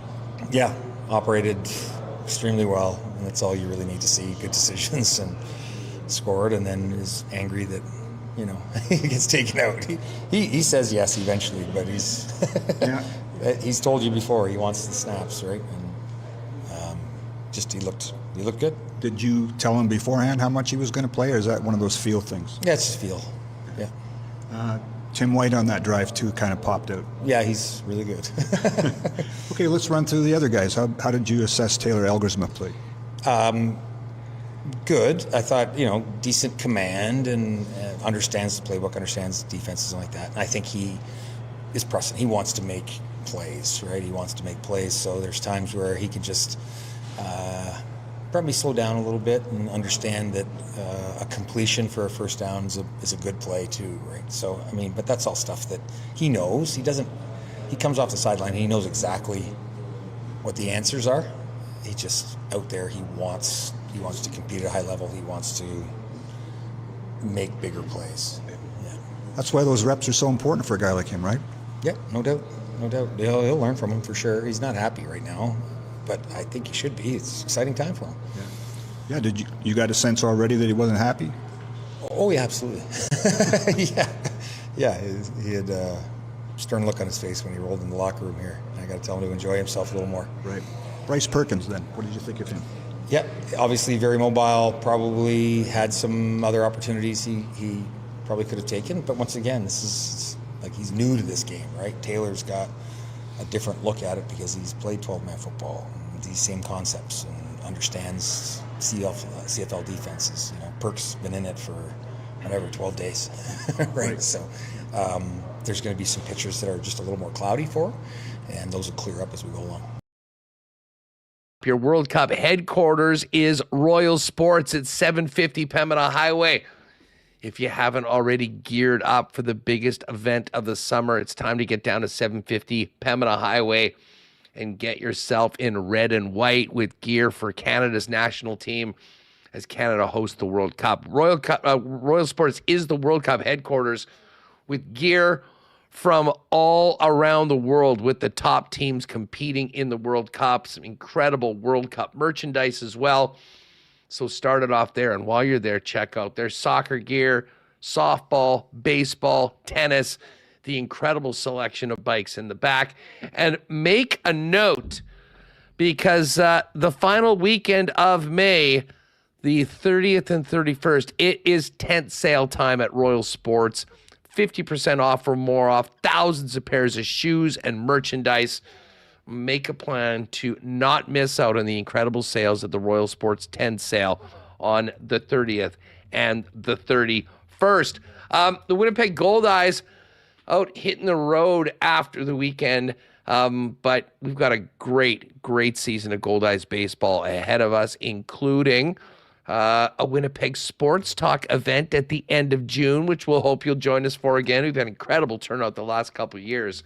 But in the meantime, make your plans, whether it be for a group, whether you want to do a corporate patio party, or just getting out in the sun in the summer at Blue Cross Park and watching the boys of summer do their thing with the cold LBJ in your hand and some of the incredible eats available throughout the ballpark. Goldeyes.com is where you'll find all the information on ticketing for individuals, games, groups, and more.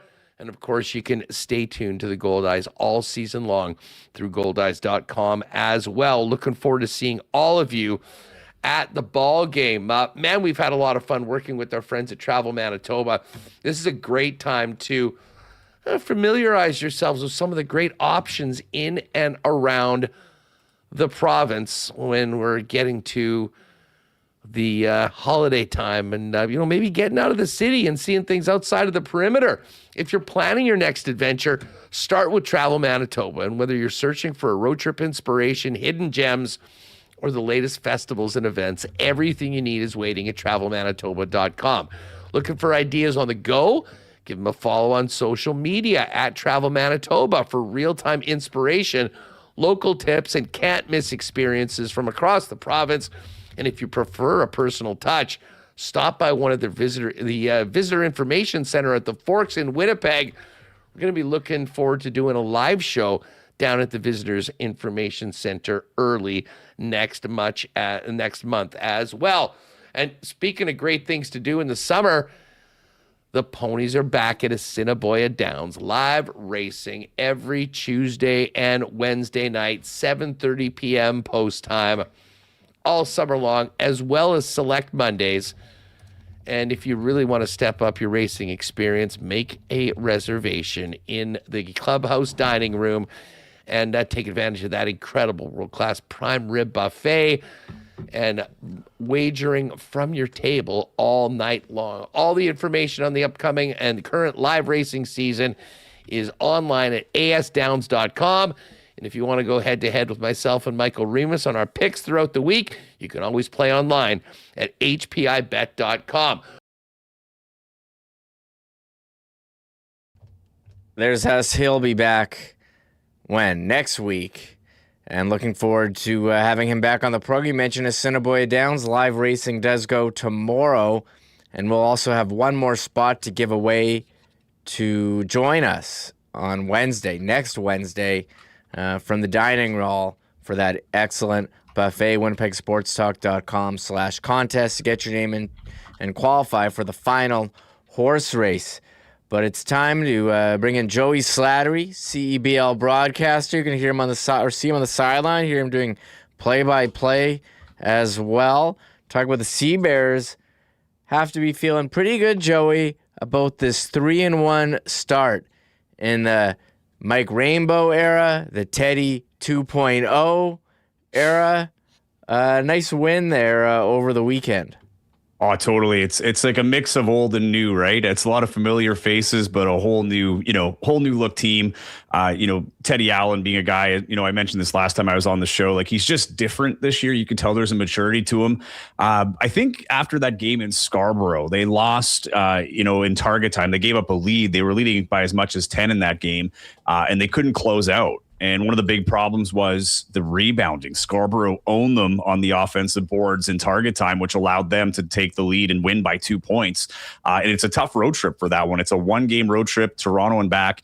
And I think they were really disappointed with that output. And one of the things that they wanted to address was the physicality and the rebounding. And they did just that against the Niagara River Lions team that is big. They're not fully staffed yet. They didn't have Khalil Ahmad, which is a huge piece to their offense and their defense, really.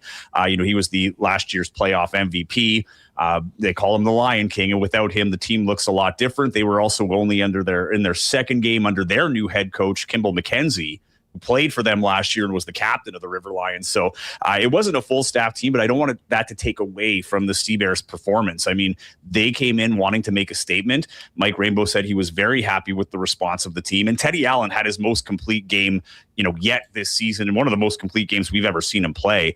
I mean, the first game of the year, he sets the franchise record with 6 steals for in a single game. He did that again on Saturday night, and was flirting with a triple-double. He had 6 steals. I think he had like 8 assists and some 6 boards, something like that, and 25 points. He was all over the place. And he was facilitating guys so nicely. I mean, Armani Chaney had a nice game. I think he was 4 for 5 from the 3-point line. He had a disappointing start to the season, but he's starting to come around a little bit off the bench as the point guard for the Sea Bears. But he really felt it that game, and a lot of it had to do with Teddy Allen. There's one play I remember where, he has the ball in the corner and he skips it over to the weak side 45 wing, and Armani Chaney hits from deep range. And if he keeps shooting like that, I mean, he's not going to be 4 for 5 or, flirting with 100% accuracy every game. But if he can hit those shots at that kind of a clip from that range, he's only 5'8", right? So having that range goes a long way for the Sea Bears. And if their rebounding can stay where it was against Niagara,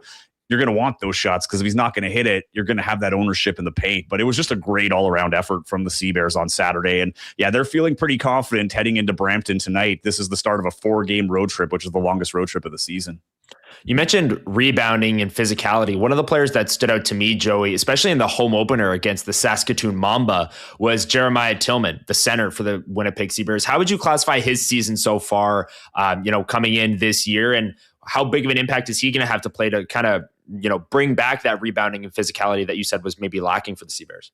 Well, he's been great. I mean, he's an elite big man, right? He played at Mizzou. This is a guy who's been on NBA radars. He's got length. Like on defense, he protects the rim amongst the best that's ever played in this league. I mean, when you're going to the basket as the opposition, that he's there like holding ground, right? And he's done that for the Sea Bears, and he's super athletic. I mean, that's the other thing too, is in transition, the guy's 6'8", 6'11" or whatever he is, very tall man. And, he can run with quickness. He's got quick feet and he has great footwork in the paint.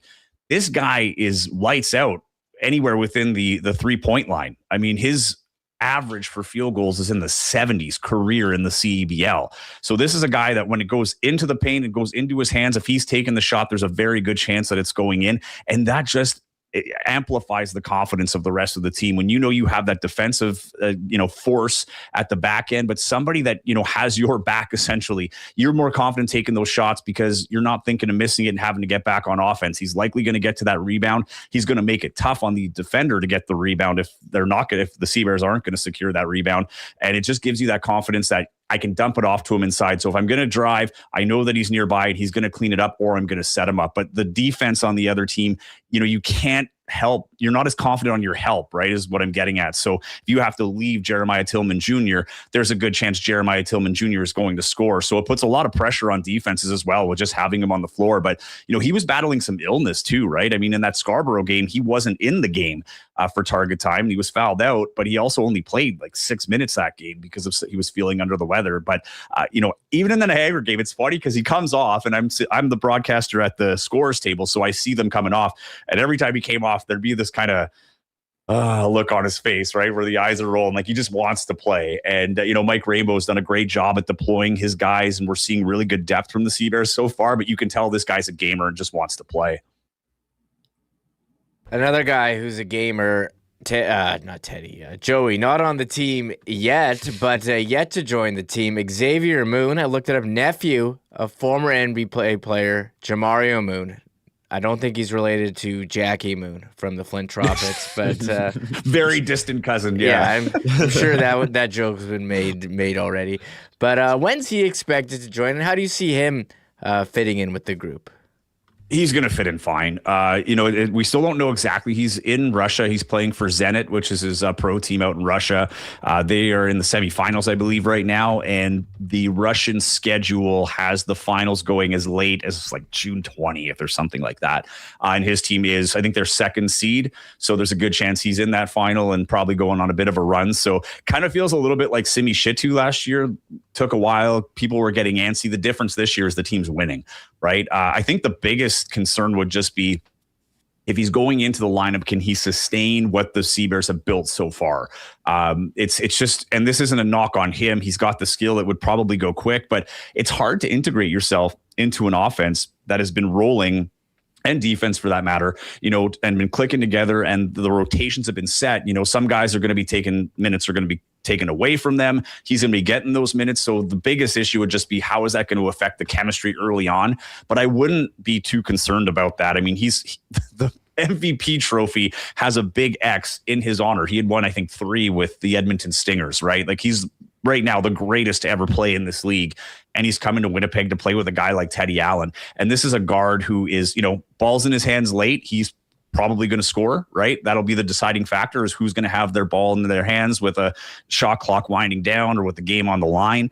But they'll figure that out. He's a very mature guy. He's played in the NBA and he's done everything in this league. So I don't think he's going to bring any ego into this. And as we've seen with Teddy Allen so far, I mean, he's done a great job facilitating himself, one of the leaders and assists on the team here too. So I'm optimistic that it'll work. In years past when Justin Wright Foreman came in, before Teddy was released the first time, it was kind of how are they both going to work? They're both ball dominant, and we were kind of being fed from Mike Taylor at the time that it was going to work. No worries. Like it's just 2 elite scorers. They're going to figure it out and it's going to be great. They didn't really get a chance to play together before Teddy got released, but I never saw that one working as much. This one I do, just because of the type of player that Xavier Moon is. He's a true point guard that can score, and I think that's only going to create easier opportunities for Teddy Allen and everybody else. But yeah, when he gets here, this will be a dangerous team. But this is why these wins are so important early on. A lot of guys, because of the new schedule, it starts earlier this year. A lot of teams don't have their full rosters. So getting these wins early, I don't want to call them steals, but it kind of is like that, because you're getting these early wins that when pressure's on later on, if you do go on a bit of a skid or, take some time for a guy like Xavier Moon to get into the groove of things, you bought yourself that pad a little bit. But I don't foresee it being a huge, learning curve for a guy like that. Yeah, and with Teddy Allen specifically, I mean, it's just so evident, at least in my opinion. You brought up the depth with the Seabears. Teddy Allen will have 20 points, and there'll be 3 other guys that also have 20 points. Like, this isn't Teddy putting up empty calorie points and putting up 30 in a losing effort. This is a deep team, and Xavier Moon will only add to that. What can Seabears fans expect on this 4-game road trip starting tonight? Brampton, Honey Badgers, the Seabears, that game gets going at 6:30, CBC, YouTube, CEBL Plus. What can Seabears fans watch for on this 4-game trip? Maybe the best game of the season so far in terms of just overall competition. I mean, Brampton is right now the early favorites. They're one of 2 undefeated teams, them and Scarborough, and they are just pedal to the metal, man. Like, Sean East II was the MVP runner-up last year, and a lot of people thought he probably should have won it, right? He was just on an Edmonton team where he had a lot more responsibility on his shoulders. He was scoring at a very high rate. Mitch Creek ended up getting that MVP nod, but he played on a Vancouver team that was the best all year last year. But, I digress on that. Sean East is in a great situation in Brampton right now. Same with Moncrief. They've got a number of guys that, great firepower. And what we're not talking about, and you'll see in my game day report coming up here in probably within the hour, but this is a team that allows the least amount of points on average of any team in the league at 82.7 points per game. So their defense is really good too. And they play the style that Winnipeg plays, right? Or then that Winnipeg's trying to instill is that transition game.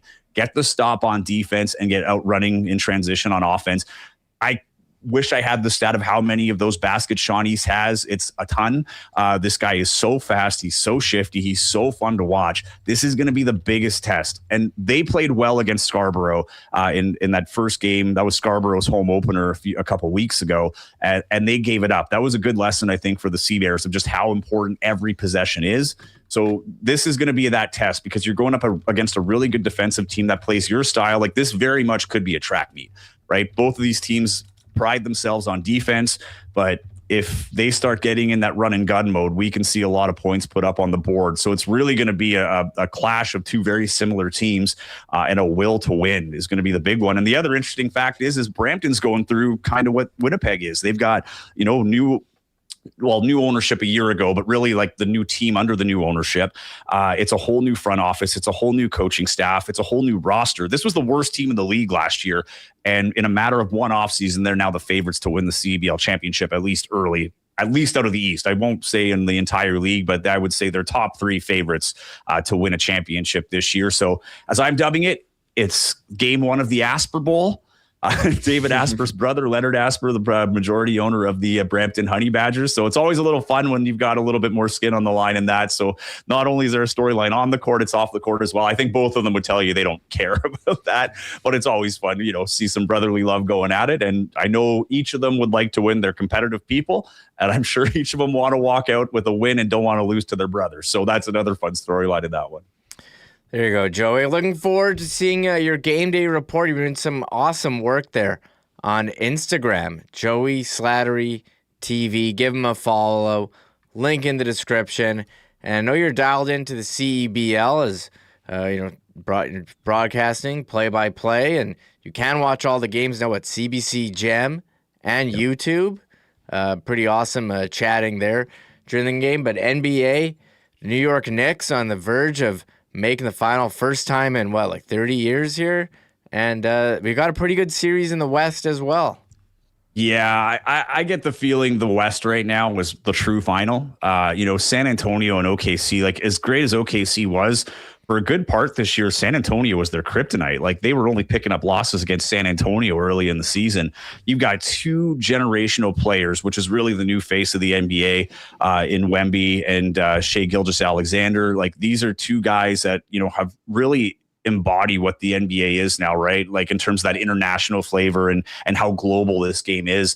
And, Wemby is going to be the next guy that wins 2-3 MVPs, right? Like, when Shai is done with this run, he's got a few years on Wembanyama, but this is a guy, a series that's lived up to the hype.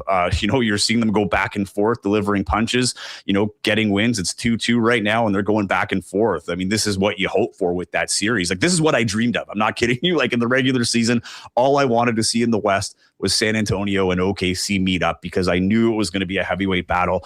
On the East, great story for New York, but New York and Cleveland in the Eastern Final is kind of a fraud to me. And I'm a Celtics fan, clearly, and I'm not trying to sound sour here, but the two best teams all year in the East, just didn't have it in the playoffs. So you got to give credit where credit's due. But I just don't think that this series, the Knicks are going to win it. But I think if you're the Knicks, you're hoping for a 7-game series between OKC and San Antonio, and hoping for the best in the finals. But it's even that Eastern Conference Final, like the Eastern series, have not been that entertaining, right? Philadelphia upset Boston, and then they get swept by, was it Cleveland, and now Cleveland's getting swept or potentially swept by New York.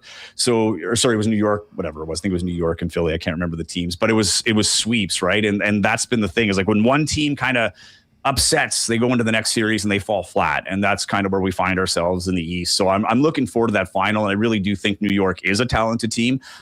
This is the year to do it. They've been knocking on the door. There's no more scrutiny on any other team than the New York Knicks and what they've had to go through for the last 30 years, and they haven't won since the 70s. So there's going to be a lot of energy in New York, and I don't want to take that away from them, right? It's going to be hard to be going into Madison Square Garden in the finals, but it realistically, I mean, if OKC gets through, they're pretty much, destined to repeat as champions. And if San Antonio gets through, I mean, Wemby winning his first title would be huge, right? As like the face of the team, and really amplify him in his early career and what greatness is ahead for him. But I've really enjoyed the Western Conference playoffs a lot more than I have the East this year. So, enjoy the Western Conference final, because you might see where, it's a wallop in the finals if, everybody's healthy. Damn Spurs, David Robinson, and they have one bad season, get Tim Duncan, and now they have Wemby. I mean, what a run for this franchise here. So, and you think about that too. They're they're a small market, like in terms of the other, compared to the bigger cities and more desirable cities. So I always respect San Antonio and what building a championship contender can do when it comes to recruiting and getting guys to sign on your team, right? I don't know if everybody has San Antonio as their destination. Kind of reminds me, of the argument with the Jets in Winnipeg. Do guys want to come to Winnipeg? And I think San Antonio is a great example of just, you put together that culture, guys will want to play there. And they were really creative too in getting all those international guys. Like, that's another thing. San Antonio pioneered that in a lot of ways, of getting some relative unknowns that became superstars in the NBA, and they continued that with Wemby. Perfect. Joey, well, it's been great talking with you. Can't wait to catch up again during the Sea-Bears season. I'll catch you on the next home broadcast. You betcha, man. Anytime. Thanks for having me on. There he is, Joey Slattery. Follow him on Instagram with all the updates, Joey Slattery TV. He's putting a lot of work into editing those reels. You'd be surprised how long it can take to get perfection on a 1-minute reel on Instagram. I'll be back with Connor. We got some jersey news to discuss, and we'll go over the Cool Bet lines. But first, here's Huss. Do want to thank our friends at Aikens Lake Wilderness Lodge for their support of WST. And right now is a great time to head over to aikenslake.com and sniff around on what might be available later on in fishing season. If you are thinking about a world-class fly-in fishing opportunity where you can be on the water in less than 2 hours from the city of Winnipeg, Aikens Lake is the spot.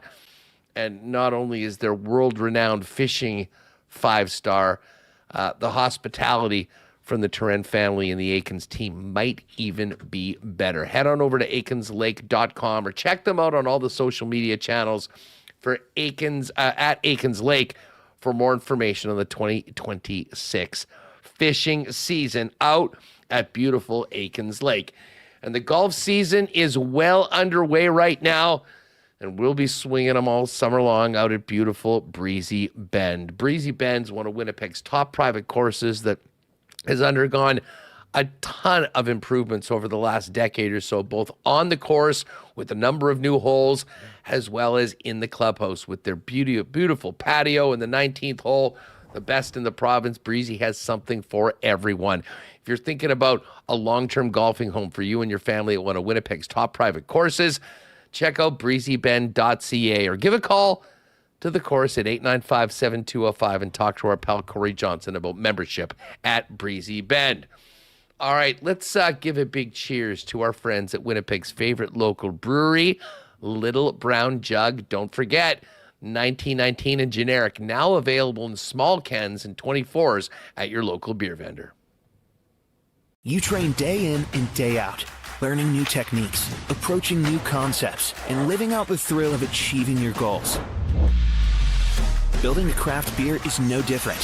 While you spend your hours on the ice, we spend ours here, brewing our trademark beer. Again, again, and again. Here's to pushing the status quo and challenging ourselves to build something memorable. 1919 by Little Brown Jug. Yeah, Little Brown Jug, they got those little cans now in generic and 1919. Can't wait to have some of those on one of these hot days. They're finally here, Connor. I sent my kids to school in shorts today for the first time. My daughter was like crying. She wanted to wear her winter jacket. I was like, no. There's no snow. No. You're big fight this morning, Connor. But we did get some jersey news over the weekend. You know, we've had the reverse retro before, reverse retro 2.0. That was an Adidas thing. We're now onto the Fanatics era of jerseys. Yep. And my favorite website, Aesthetics, they have some leaks on the upcoming designs. And I don't know if you saw this one come out recently. Here's what the Panthers hometown remix jersey might look like for those on podcast. It's pink with the palm tree hockey stick logo. But Connor, Aesthetics reporting the Jets hometown remix jersey, navy blue. Thoughts on a possible New Jersey reveal for the Winnipeg Jets? Yeah, I mean, I'm always here for more jerseys. I will say this is interesting because has it been reported what color the Heritage Classic will be? Do we know on that front? I'm assuming if this one's going to be navy, like are the Jets wearing white at home in the Heritage Classic?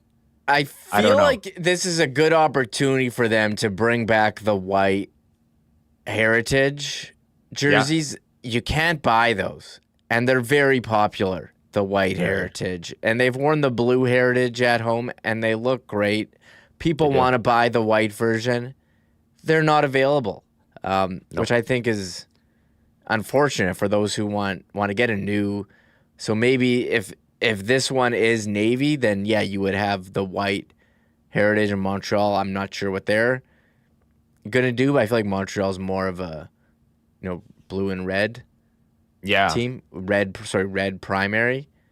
But so we'll have to see. But I did put that out there, and someone who said on X, Carter Richard, who says he reports on Jersey News, says, and you tell me he's been right on stuff before.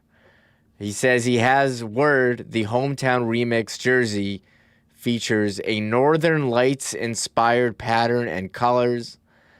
I can confirm it is a navy blue base color, regular Jets primary logo. And this hometown remix seems like it's like their version of like Baseball City Connect, which a lot of those jerseys are very out there and not great or far off from what their normal jersey would look like. I don't know where you weigh in on that. Yeah, that doesn't sound ideal. Like if I'm picturing a new Winnipeg Jets jersey, primary logo, navy with like a Northern Lights thing. Again, I don't know if that's going to be the case. We'll draw conclusions on the jersey when it actually shows up and we see it, but I'm here for it. I mean, I'm always here for new jerseys, new ideas. I hope the Heritage Classic is when they, play the hits, if you will, and go back to an old logo and get some red in there and go back to the sharp logos and jersey kits that we all know and love from the 1.0 era. And then this is where maybe they can, branch out. But you look at the Toronto Blue Jays City Connects, it's all black, and they've got the Toronto skyline kind of across the crest. Maybe that's something that they're going with for this Northern Lights. They're going to play into the prairies element of the Winnipeg Jets a little bit and make it a home jersey.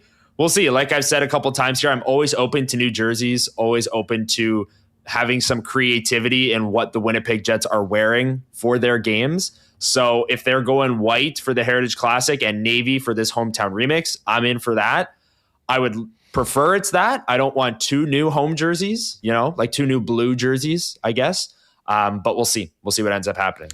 I had fun, and I did ask ChatGPT, what would a Northern Lights-inspired pattern and colored Winnipeg Jets jersey look like with a navy blue base color? And it gave me this. No. I think this is sweet. I don't know. It's you like think so? It reminds me of the Now, this is just pure speculation. AI. This is AI generated. Pure speculation. It reminds me of the Vancouver Canucks like red gradient jerseys from the 90s or early 2000s, which I was a big fan of. I don't think many people are. So I'm open to seeing what it looks like. I'm not going to pass any judgment. This is purely AI, pure speculation. Another listener, Daniel Keating, he got his AI to make this jersey, which has like the striping as the Northern Lights and Winnipeg skyline. If you got the bridge and the golden boy in there, I don't know. So we will see. I'm curious with the number font. I'm very particular about the lettering and numbering, the striping.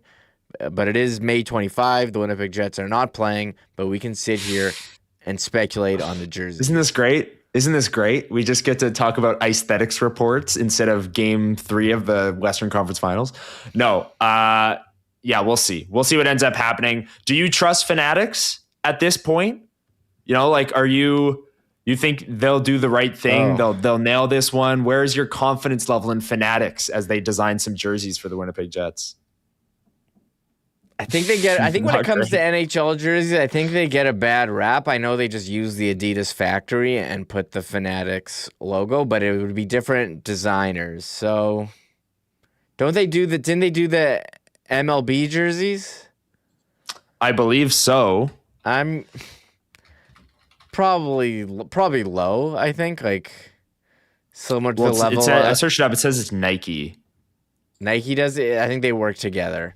We'll see. I'm intrigued. It's going to be something different. I think some of them are going to be good. Some of them are going to be pretty terrible. They'll wear them for a season. Maybe you can get them for a discount after the year if they're really that bad. And then a couple years later, you'll be like, you know what? Those weren't that bad. Like bring back the light blue aviators. I think they need that color. I'm wearing light blue today, and I say no. I no. Like the light blue aviators. I don't. I think it was that logo that was the fail. The word mark logo for me. I like the block numbers, the traditional numbering on it. Maybe they weren't. I think the striping was good. I think it was the logo that was the turnoff. I can agree with that. The logo wasn't great. Yeah, powder blue. I'm here for. Yeah, powder blue Blue Jays, powder blue Royals, powder blue Chargers. Big time. Those are hot jerseys. People like those. Why not a powder blue Jets? Which is what makes the Jets aviators so disappointing, I would argue. I think it was the Jets word mark. I don't like words on a hockey jersey. Yeah, that's fair. That's my take. Anyways, we moved on from jersey discussion, cool bet lines. A couple games tonight. Here's the Canadiens home dog, plus 121. Carolina, they're the favorite. I feel like the clock is striking midnight here. I don't know if you can call Montreal a Cinderella story because, they're a really good team with good players. They've done a good job of drafting. Just Cinderella in. You won 2 Game 7s on the road, getting outplayed. And I don't know if it can. And even last game, they got it to overtime. And someone's texting me saying, every time I look up, Montreal's getting outshot by 20. And it's a tie game. How do they keep doing this? Jakub Dovish just keeps them in these games. He's been awesome for them in net. But yeah, it's interesting to see that they're a home dog. I mean, I know Carolina is obviously the favorite in the series. You go down to series prices, they're a minus 200 favorite, despite the fact that Montreal has taken back home ice with their win in game 1. But yeah, I mean, Carolina, I think it's widely viewed, or it's widely, consensus is what I'm trying to say, that they are the better team. So we'll see what ends up happening in this series. But tonight, I always, this first Bell Center game of the series, it's always nuts there. The atmosphere is incredible. The pregame ceremonies, all of that stuff. Even if you're not, going to watch the game or don't really care about who wins, just seeing the atmosphere in that building going nuts pregame is a pretty cool sight to see. And it's also interesting to note, Remo, that we don't have injury news on McKinnon and Nichushkin and Makar and all the guys that are banged up for Colorado, but they're still a road favorite for Game 4. Very slight, but a road favorite for Game 4, which is, minus 116. Vegas almost even money at minus 101. And Colorado plus 710 to reverse sweep and win 4 straight. But wow, probably not going to happen. I think Colorado's that's done. A short number for a team that's down 3-0. Would you not agree? Plus 710? Like teams that are down 3-0, I feel like the number is way, way bigger than that. I don't know. Not that I'm often betting it, but yeah, it's going to be tough. It's going to be tough for Colorado, especially with their top guys injured. I was looking at some goal scoring props for tonight, Connor, and I'm kind of surprised as far as goal scoring. We haven't seen a lot of Jackson Blake in this series. They were so good in the opening rounds. Plus 305. Nikolaj Ehlers, if you think he's going to score again, plus 235. And I feel like line on the road, lines 2 or 3 as they're listed, sometimes you get the better matchup as you're going to try to focus and shut down that top line, Svechnikov, Aho, and Jarvis. And so we'll have to see if those guys can come through for Carolina. NBA playoffs, I mean, honestly, I haven't watched a ton this so far, but I do agree with Joey that this Western series, Spurs Thunder, it's kind of like the real final. Do you have the Knicks? Oh, yeah. 2-point favorite here on the road against the Cavaliers to advance. How about World Championships, Connor? Canada won the group, going to be playing in the quarters, plus 115 to win. And they do have one more game tomorrow against Czechia. What, at 120? They get the late game? Is that the case? That is the case, yeah. And Czechia, you were on the show saying suck it Norway, but Norway's been really good in this tournament. They've been awesome. They just beat Czechia, Norway did, and Norway is second in Group B with 13 points. They're 4-0-1. Their one OT loss coming to Canada, of course, but they beat Czechia and they beat Sweden.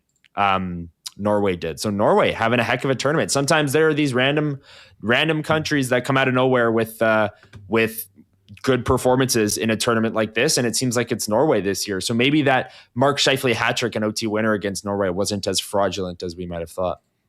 Norway's been good. Switzerland is the team, that's a host. They're looking to make 6-0 some noise here. And Connor, I was looking at CFL futures as, hey, we're just around the corner. I like the Bombers plus 600 behind Montreal. BC is the favorite in the West, plus 475. Saskatchewan, plus 625. I know it's early, but I'm starting to look at the calendar and telling my wife to prepare for the Grey Cup in Calgary. I mean, maybe I'll go either way if they're in or out, but I feel like the Bombers, they did all the right things in the offseason. They're in good position here in the West. Yeah, and if you look at the win totals as well, the Bombers over under 10 wins is kind of their win total. Saskatchewan 9.5 is right there as well, and then BC 10.5, Calgary 8.5, Edmonton 7.5. So in the West, at least, it's projected that Winnipeg will be up there with Saskatchewan and BC. Calgary will maybe be a step behind, but close as well. And then, of course, Edmonton. They're not going to get the respect until they actually do it, I don't think. So even with Fajardo, I mean, over under 7.5 wins, low win total for them. But I'm getting fired up for CFL season, and it would be really nice if we could, draft a fantasy football roster with all this hype around it. But whatever. And the Bombers did have 10 wins last year. Yeah. And you think they did improve the roster with the moves that they made. So I would pick the over on 10 wins, and obviously if they get the same as last year, it would be a push. So I'm intrigued here as we go down. Connor, we're winding the show down. The Blue Jays are in action today. I did see it's Vlad bobblehead night. It's the bobblehead of him, the picture as a kid in the Expo uniform with his dad. They made that into a bobblehead. Massive line for this one. Oh, man. But every time I see a Blue Jays giveaway and people are posting like photos or videos online, it just looks absurd. And it's not a couple hours before the game. It is like 5 hours before the game. People are lining up. It's crazy. You have got to get the giveaways though. You have to line up like before the gate opens. Oh man, here's people lining up for this bobblehead. This is an hour ago. Like, what time does the game start? 6? 6. So people are lining up. Our time. So in 3 hours. And this was 1 hour ago. Here, shout out to Ellie on X posting this. People lining up. Like, what? I went to a Blue Jays game once on a Sunday and went very early and lined up for a blanket. And who was on the blanket? Roy Halladay, Vernon Wells, and Alex Rios were on the. Hopefully, my brother has it. I gave it to him, or it's at my parents' house. Yeah. People were fighting each other for these blankets, and people were just going in and getting the blankets and leaving. Like, you could get tickets. We got sat in the 500s or whatever, the upper deck. It was like $10 a ticket. I went early for that. I lined up in Seattle for the Ken Griffey Jr. Hall of Fame bobblehead. Had to line up very early. Showed it to my wife who accompanied me for that one. I got 2 of those bobbleheads. But yeah, you got to line up. I did get my Ontario Wilson bobblehead, Blue Bombers season ticket gift. I have it right here. Oh, mine's on the shelf over there. Oh, you took yours out of the box? I took mine out of the box. Put it on the desk. Ontario Wilson. There it is. Bobblehead. Yeah, that's a nice gift. And it is. There's T. Will. People love their free stuff. So, and I saw today the Blue Jays are opening up the dome for the first time this season.